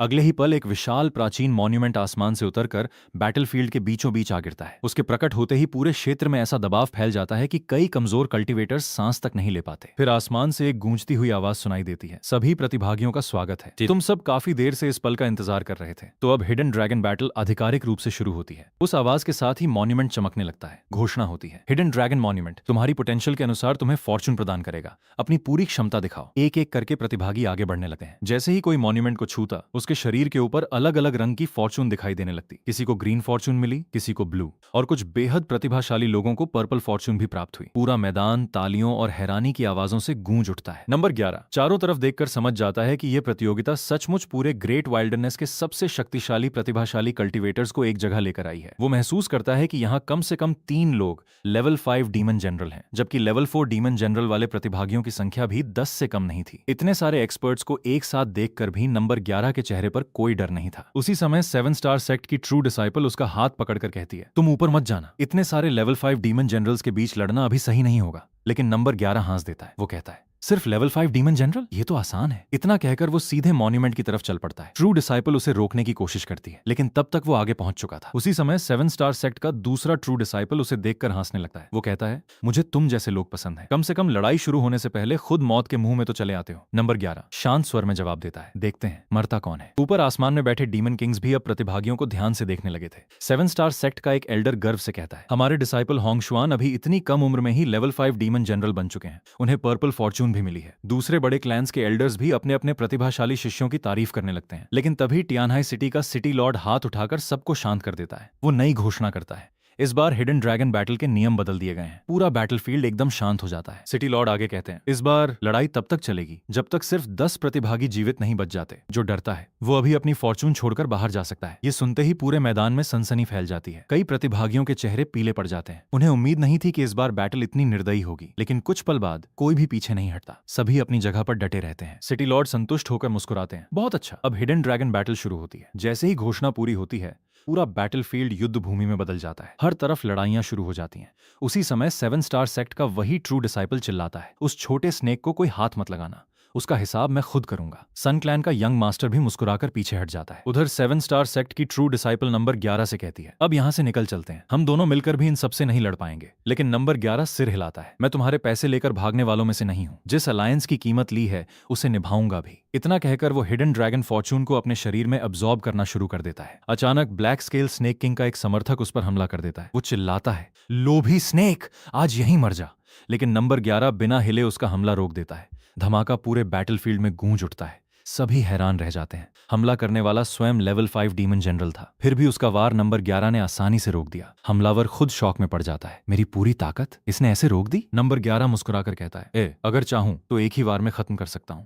वो आदमी हंस देता है। उसे लगता है नंबर 11 ब्लफ कर रहा है। लेकिन अगले ही पल विंड, थंडर, वाटर और फायर, चारों एलिमेंट्स एक साथ नंबर 11 के शरीर से फूट पड़ते हैं। उसकी डीमन जनरल ऑरा पूरे बैटलफील्ड को हिला देती है। सिर्फ एक अटैक और वो लेवल 5 डीमन जनरल सीधे जमीन पर गिर पड़ता है। पूरा बैटलफील्ड स्तब्ध रह जाता है। सभी प्रतिभागी अविश्वास से नंबर 11 को देखने लगते हैं। किसी ने उम्मीद नहीं की थी कि इतना अनजान स्नेक एक ही वार में लेवल 5 डीमन जनरल को हरा देगा। उसी समय ड्रीम एवोल्यूशन सिस्टम की आवाज सुनाई देती है, purple Fortune absorbed, 1 lakh evolution points obtained. Number 11 की आंखें चमक उठती हैं। वो समझ जाता है कि हिडन ड्रैगन बैटल सिर्फ लड़ाई नहीं बल्कि एवोल्यूशन पॉइंट्स का सबसे बड़ा खजाना है। उधर ऊपर बैठे डीमन किंग्स भी पहली बार गंभीर हो जाते हैं। वे आपस में बात करने लगते हैं, ये लड़का किस क्लैन का है, इतनी ताकत पहले कभी नहीं देखी। अगर इसे समय मिल गया तो भविष्य में इसे रोकना असंभव होगा। कुछ लोग तो उसी समय मन ही मन फैसला कर लेते हैं कि मौका मिलते ही नंबर 11 को खत्म करना होगा। लेकिन तभी हिडन ड्रैगन मॉन्यूमेंट अचानक पहले से भी ज्यादा चमकने लगता है। पूरा आसमान लाल रंग से भर जाता है। सभी लोग ऊपर देखने लगते हैं। अगले ही पल मॉन्यूमेंट से एक लाल प्रकाश की किरण उतरकर सीधे नंबर 11 के शरीर में समा जाती है। पूरा बैटलफील्ड दंग रह जाता है। एक एल्डर कांपती आवाज में चिल्लाता है, red Fortune, legendary red Fortune प्रकट हो गई।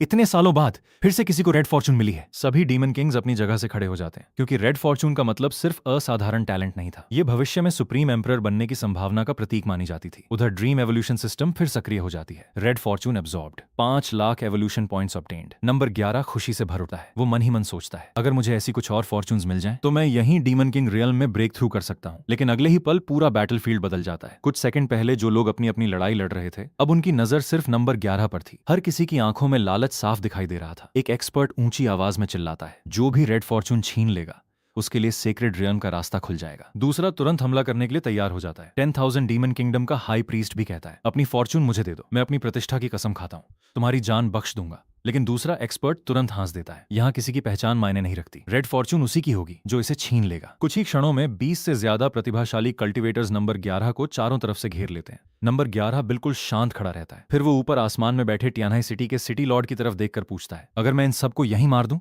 तो क्या टियानाई सिटी मुझे सुरक्षा देगा? सिटी लॉर्ड मुस्कुराते हैं। वे कहते हैं, तुम्हें डर नहीं कि ये सब मिलकर तुम पर हमला करेंगे? नंबर 11 बिना झिझक जवाब देता है, ये सब मेरे लिए सिर्फ भीड़ है। सिटी लॉर्ड जोर से हंस पड़ते हैं। फिर पूरे बैटलफील्ड में उनकी आवाज गूंजती है, अगर तुम अकेले इन सबको हराकर विजेता बने तो आज से टियानाई सिटी हमेशा तुम्हारे पीछे खड़ा रहेगा। ये सुनकर पूरे बैटलफील्ड में हलचल मच जाती है। किसी ने नहीं सोचा था कि सिटी लॉर्ड खुद नंबर 11 को इतना महत्व देंगे। लेकिन नंबर 11 अब पूरी तरह निश्चिंत हो चुका था। वो सामने खड़े 20 से ज्यादा प्रतिभाशाली योद्धाओं को देखकर मुस्कुराता है। फिर ऊंची आवाज में कहता है, एक एक करके आने की जरूरत नहीं, सब एक साथ आ जाओ, मुझे भी देखना है तुम लोगों में से कौन मेरे आगे एक कदम भी टिक सकता है। उसकी चुनौती सुनते ही पूरा बैटलफील्ड फिर से युद्ध के लिए तैयार हो जाता है। हिडन ड्रैगन बैटल के मैदान में नंबर 11 ने अकेले ही 20 से ज्यादा प्रतिभाशाली कल्टिवेटर्स को एक साथ चुनौती दे दी। उसकी बात सुनकर सभी गुस्से से भर उठे। एक पल में चारों तरफ से दर्जनों हमले उसकी ओर बढ़े। सॉर्ड शी, fire techniques, thunder arts, wind blades, हर दिशा से भयंकर शक्तियां नंबर 11 पर टूट पड़ी। पूरा बैटलफील्ड विस्फोटों से भर गया। धूल का इतना बड़ा गुबार उठा कि कुछ देर तक किसी को कुछ दिखाई ही नहीं दिया। चारों तरफ हंसी गूंजने लगी। कई प्रतिभागी घमंड से बोले, इतना घमंडी था, अब राख भी नहीं बची होगी। लेकिन जैसे ही धूल धीरे धीरे हटने लगी, सबके चेहरे की मुस्कान गायब हो गई। नंबर 11 बिल्कुल उसी जगह खड़ा था। उसके शरीर पर एक खरोंच तक नहीं आई थी। वो हल्की मुस्कान के साथ बोला, बस इतनी ही ताकत थी? सच कहूं, मुझे तो गुदगुदी भी नहीं हुई। पूरा बैटलफील्ड एकदम शांत हो गया। कोई भी अपनी आंखों पर विश्वास नहीं कर पा रहा था। एक साथ इतने प्रतिभाशाली कल्टिवेटर्स का हमला, जिससे हाफ स्टेप डीमन किंग भी घायल हो सकता था, वो नंबर 11 को छू तक नहीं पाया। कुछ लोग घबरा कर बोले, जरूर इसके पास कोई डिफेंसिव ट्रेजर है, वरना ऐसा होना नामुमकिन है। लेकिन नंबर 11 हंस पड़ा, बहुत बातें कर ली तुम लोगों ने, अब मेरी बारी है। उसने धीरे धीरे अपने शरीर की डीमन ऑरा बाहर निकालनी शुरू की। विंड, थंडर, वाटर, फायर, चारों एलिमेंट्स एक साथ उसके चारों ओर घूमने लगे। अगले ही पल वो बिजली की गति से आगे बढ़ा। धड़ाम, सिर्फ एक बार, और पहला प्रतिभाशाली कल्टिवेटर वहीं ढेर हो गया। दूसरा, तीसरा, चौथा। नंबर 11 किसी तूफान की तरह बैटलफील्ड में घूमने लगा। जिसके सामने वो आता, वो एक ही अटैक में समाप्त हो जाता। कुछ ही क्षणों में पूरा बैटलफील्ड लाशों से भर गया। जो लोग कुछ देर पहले उसे घेर कर खड़े थे, अब उनमें से कोई भी जिंदा नहीं बचा था। 7 स्टार सेक्ट की ट्रू डिसाइपल दूर खड़ी ये सब देख रही थी। वो अविश्वास से बुदबुदाई, मैंने आखिर किस मॉन्स्टर के साथ अलायंस किया है? ऊपर आसमान में बैठे सभी बड़े सेक्ट्स और क्लैंस के एल्डर्स भी स्तब्ध रह गए। कई लोग रोने लगे। उनके सबसे प्रतिभाशाली डिसाइपल्स, जिन्हें तैयार करने में उन्होंने 100 साल से ज्यादा रिसोर्सेज खर्च किए थे, कुछ ही मिनटों में मारे जा चुके थे। लेकिन नंबर 11 बिल्कुल शांत था। वो एक एक करके सभी मरे हुए डीमन बीस्ट्स और स्पिरिट कोर्स को डिवॉर करना शुरू कर देता है। ड्रीम एवोल्यूशन सिस्टम लगातार नोटिफिकेशंस देने लगता है। Evolution points 6000, 23000, 12000। एवोल्यूशन पॉइंट्स लगातार बढ़ते जाते हैं। उसी समय हिडन ड्रैगन बैटल का परिणाम घोषित होता है। पहला स्थान नंबर 11, और उसके इनाम के रूप में उसे मिलता है demon saint level water attribute spirit fire, Xuanming flame. ये सुनते ही नंबर 11 की आंखें चमक उठती हैं। वो मन ही मन सोचता है, अब मेरे पास एक और सेंट लेवल स्पिरिट फायर आ गई, बस एक आखिरी स्पिरिट फायर और मैं अपनी सुपर बैटल बॉडी पूरी कर सकता हूं। लेकिन तभी ऊपर बैठे कई डीमन किंग्स एक साथ नीचे उतर आते हैं। उनकी नजर सीधे नंबर 11 के इनाम पर थी। वे साफ तौर पर उससे ट्रेजर छीनना चाहते थे। नंबर 11 मुस्कुराकर कहता है, क्या हुआ? अब अपनी उम्र का फायदा उठाकर जूनियर को डराओगे? तभी टियानाई सिटी के सिटी लॉर्ड आगे बढ़ते हैं। उनकी आवाज पूरे बैटलफील्ड में गूंज उठती है, जब तक मैं यहां हूं कोई भी इस लड़के को हाथ नहीं लगाएगा। बाकी डीमन किंग्स मजबूरी में पीछे हट जाते हैं। लेकिन तभी ब्लैक स्केल स्नेक क्लैन का चीफ आगे आता है। वो सिटी लॉर्ड से कहता है, ये लड़का हमारे मिस्टी माउंटेन का भगौड़ा है, हमारे नियमों के अनुसार इसे वापस ले जाकर सजा देना हमारा अधिकार है। सिटी लॉर्ड शांत स्वर में जवाब देते हैं, अगर स्नेक मदर को आपत्ति है तो उसे खुद मेरे पास आने दो। ब्लैक स्केल चीफ कुछ बोल ही रहा था कि नंबर 11 आगे बढ़ जाता है। वो मुस्कुराकर कहता है, वैसे भी मैं इस बूढ़े से पुराना हिसाब बराबर करना चाहता था। फिर वो सिटी लॉर्ड से पूछता है, क्या आप इस लड़ाई के गवाह बनेंगे? आसपास खड़े सभी लोग चौंक जाते हैं। एक डीमन किंग हंसते हुए कहता है, बच्चे वो असली डीमन किंग है। नंबर 11 शांति से जवाब देता है, तो मैं भी डीमन किंग बन जाता हूँ। उसकी बात सुनकर पूरा मैदान ठहाकों से गूंज उठता है। सबको लगता है कि वो मजाक कर रहा है। ब्लैक स्केल चीफ भी हंसता है। तुझे लगता है डीमन किंग बनना सड़क से पत्थर उठाने जितना आसान है? उसके लिए वर्षों की कल्टीवेशन चाहिए। लेकिन उसकी बात पूरी होने से पहले ही ड्रीम एवोल्यूशन सिस्टम सक्रिय हो जाता है। Host consumed 10 lakh evolution points. Breakthrough demon king first heaven. पूरा बैटलफील्ड अचानक कांप उठता है। आसमान में काले बादल छा जाते हैं। नंबर 11 की ऑरा कई गुना बढ़ जाती है।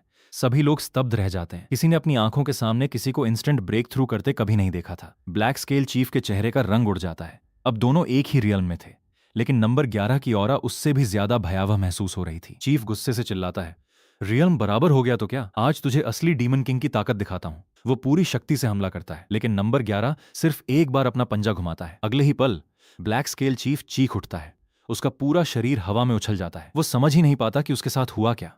डर के मारे वो जोर से चिल्लाने लगता है, लेडी स्नेक मदर, मुझे बचाइए। लेकिन इस बार उसे बचाने कोई नहीं आता। नंबर 11 की ताकत के सामने वो पूरी तरह हार चुका था। यही समय था जब टियानहाई सिटी के सिटी लॉर्ड मुस्कुराते हुए घोषणा करते हैं। हिडन ड्रैगन मॉन्यूमेंट ने इसे सुप्रीम प्रोडिजी माना है। आज से नंबर 11 टियानहाई सिटी का वाइस सिटी लॉर्ड होगा। पूरा बैटलफील्ड फिर एक बार सन्न रह जाता है। सिटी लॉर्ड आगे कहते हैं, आज से टियानहाई सिटी का दक्षिणी क्षेत्र इसके अधीन रहेगा। नंबर 11 भी इस रिवॉर्ड से चौंक जाता है। उसने सोचा भी नहीं था कि एक प्रतियोगिता जीतकर उसे इतनी बड़ी पहचान मिल जाएगी। इसके बाद सिटी लॉर्ड उसे स्टार प्लकिंग टावर में अपने साथ चलने का निमंत्रण देते हैं। दोनों अकेले टावर के सबसे ऊपरी हिस्से में पहुंचते हैं। सिटी लॉर्ड मुस्कुराकर पूछते हैं, जानते हो मैंने तुम्हें इतना सब कुछ क्यों दिया? नंबर 11 विनम्रता से कहता है, इस दुनिया में कोई बिना कारण किसी पर इतना उपकार नहीं करता। सिटी लॉर्ड हंस पड़ते हैं। उसी समय नंबर 11 मन ही मन सोचता है, कहीं इस बूढ़े का भी कोई छिपा हुआ मकसद तो नहीं? लेकिन अगले ही पल सिटी लॉर्ड उसकी तरफ देखकर मुस्कुरा देते हैं। वे कहते हैं, तुम्हारे मन की बात मैंने सुन ली। नंबर 11 पूरी तरह चौंक जाता है। सिटी लॉर्ड बताते हैं कि सेंट रियल्म और डीमन किंग रियल्म के बीच का अंतर उसकी कल्पना से कहीं बड़ा है। इतना बड़ा कि इस समय उसके सामने बैठा व्यक्ति उनका असली शरीर भी नहीं, सिर्फ स्पिरिचुअल कॉन्शियसनेस था। उनका वास्तविक शरीर हेवन से भी ऊपर के एक रियल्म में मौजूद था। नंबर 11 पहली बार सेंट रियल्म की असली शक्ति समझ पाता है। फिर सिटी लॉर्ड असली कारण बताते हैं। वे कहते हैं, तुम्हारे पास क्रिम्सन डेस्टिनी है। इसका मतलब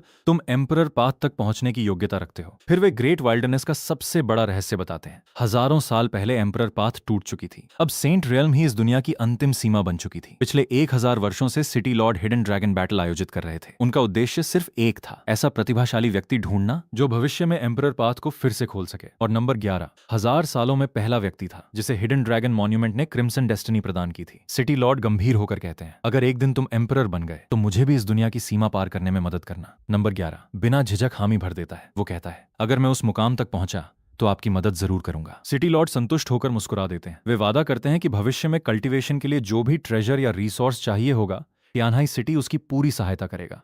इसी समय एक सेवक अंदर आता है। वो झुककर कहता है, सिटी लॉर्ड की पत्नी आपको बुला रही है। नंबर 11 थोड़ा हैरान हो जाता है। वो सोचता है कि सिटी लॉर्ड की पत्नी उससे क्यों मिलना चाहती है। कुछ देर बाद वो उनके कक्ष में पहुंचता है। जैसे ही अंदर जाता है, एक परिचित आवाज सुनाई देती है, काफी समय हो गया, छोटे स्नेक। नंबर 11 का दिल धड़क उठता है। अगले ही पल उसके सामने खड़ी महिला अपना चेहरा दिखाती है। वो और कोई नहीं, स्नेक मदर थी। नंबर 11 पूरी तरह स्तब्ध रह जाता है। स्नेक मदर मुस्कुराकर कहती है, सिटी लॉर्ड सेंट रियल्म में है और मैं भी। तुम्हें लगता है ग्रेट वाइल्डरनेस में कोई ऐसी जगह है जहां मैं नहीं पहुंच सकती? फिर वो अपना असली उद्देश्य बताती है। सिटी लॉर्ड की तरह वो भी एम्परर पाथ तक पहुंचना चाहती थी, लेकिन उसका तरीका अलग था। वो कहती है, हिडन ड्रैगन मॉन्यूमेंट ने तुम्हें सुप्रीम प्रोडिजी माना है। अगर मैं तुम्हारी ब्लड लाइन एसेंस अब्सॉर्ब कर लूं तो मैं भी हेवन और अर्थ की सीमा तोड़ सकती हूँ। ये सुनते ही नंबर 11 सब समझ जाता है। स्नेक मदर कभी उससे प्रेम नहीं करती थी। वो शुरू से ही उसकी ब्लड लाइन चाहती थी। नंबर 11 गुस्से से मना कर देता है, लेकिन स्नेक मदर उसकी बात नहीं सुनती। वो जबरदस्ती उसकी ब्लड लाइन और डीमन पावर एब्जॉर्ब करना शुरू कर देती है। नंबर 11 को महसूस होता है कि उसकी सारी शक्ति तेजी से निकल रही है, लेकिन तभी ड्रीम एवोल्यूशन सिस्टम अचानक एक्टिवेट हो जाता है। Heaven devouring power activated. अगले ही पल हालात पूरी तरह पलट जाते हैं। अब नंबर 11 ही स्नेक मदर की सेंट लेवल ब्लड लाइन और डीमन पावर डिवॉर करने लगता है। सिस्टम लगातार घोषणा करता है, saint level demon power devoured, 1 lakh evolution points obtained, saint bloodline devoured, limit breaking progress 1%, 2%, 3%। Snake mother पहली बार घबरा जाती है। वो महसूस करती है कि उसकी सारी शक्ति उल्टी दिशा में खींच रही है। नंबर 11 बिना रुके डिवावर करता रहता है। उसकी कल्टीवेशन लगातार बढ़ने लगती है। Demon king second heaven, third heaven. Snake mother दर्द से चिल्लाती है, रुक जाओ, अगर ऐसे ही चलता रहा तो तुम्हारा शरीर मेरी ब्लड लाइन सह नहीं पाएगा, तुम फट जाओगे। लेकिन नंबर 11 अब नहीं रुकता। वो ठंडी आवाज में कहता है, आज या तो तुम बचोगी या मैं। स्नेक मदर आखिरी कोशिश करती है। वो मास्टर सर्वेंट कॉन्ट्रैक्ट तक करने की पेशकश कर देती है, लेकिन नंबर 11 मना कर देता है। कुछ ही देर बाद उसकी कल्टीवेशन फिर ब्रेक थ्रू करती है। Demon king fourth heaven. उसी समय सिस्टम की सबसे बड़ी घोषणा सुनाई देती है, limit breaking progress 100%, limit breaking evolution starting. अचानक पूरा आकाश काला पड़ जाता है, बिजलियां गिरने लगती हैं। नंबर 11 का पूरा शरीर बदलने लगता है। दर्द इतना भयानक था कि उसकी चीख पूरे ग्रेट वाइल्डरनेस में गूंज उठती है। दूर खड़े सभी लोग आसमान की तरफ देखने लगते हैं। एक विशाल सुनहरी आकृति बादलों के बीच दिखाई देती है। वो अब स्नेक नहीं था, बल्कि एक असली ड्रैगन बन चुका था। ड्रीम एवोल्यूशन सिस्टम अंतिम घोषणा करता है, first limit breaking evolution complete, species successfully evolved into dragon, sea suppressing dragon bloodline awakened, sea suppressing divine power acquired. Number 11 धीरे से मुस्कुराता है, फिर स्नेक मदर की तरफ देखकर कहता है, इस शानदार गिफ्ट के लिए धन्यवाद स्नेक मदर। अगर आपको यह कहानी पसंद आई तो अभी इसी वक्त चैनल को सब्सक्राइब कर दीजिए। इस वीडियो को लाइक करें और कमेंट में पार्ट 2 इंच जरूर लिखें, ताकि मुझे पता चले कि आप इसका अगला भाग देखना चाहते हैं। और अगर आपने अभी सब्सक्राइब नहीं किया तो हो सकता है अगली बार जब इस कहानी का पार्ट 2 आए आपको यह चैनल फिर कभी ना मिले। तो देर मत कीजिए, सब्सक्राइब कीजिए, लाइक कीजिए, कमेंट में पार्ट 2 इंच लिखिए। मिलते हैं अगले वीडियो में।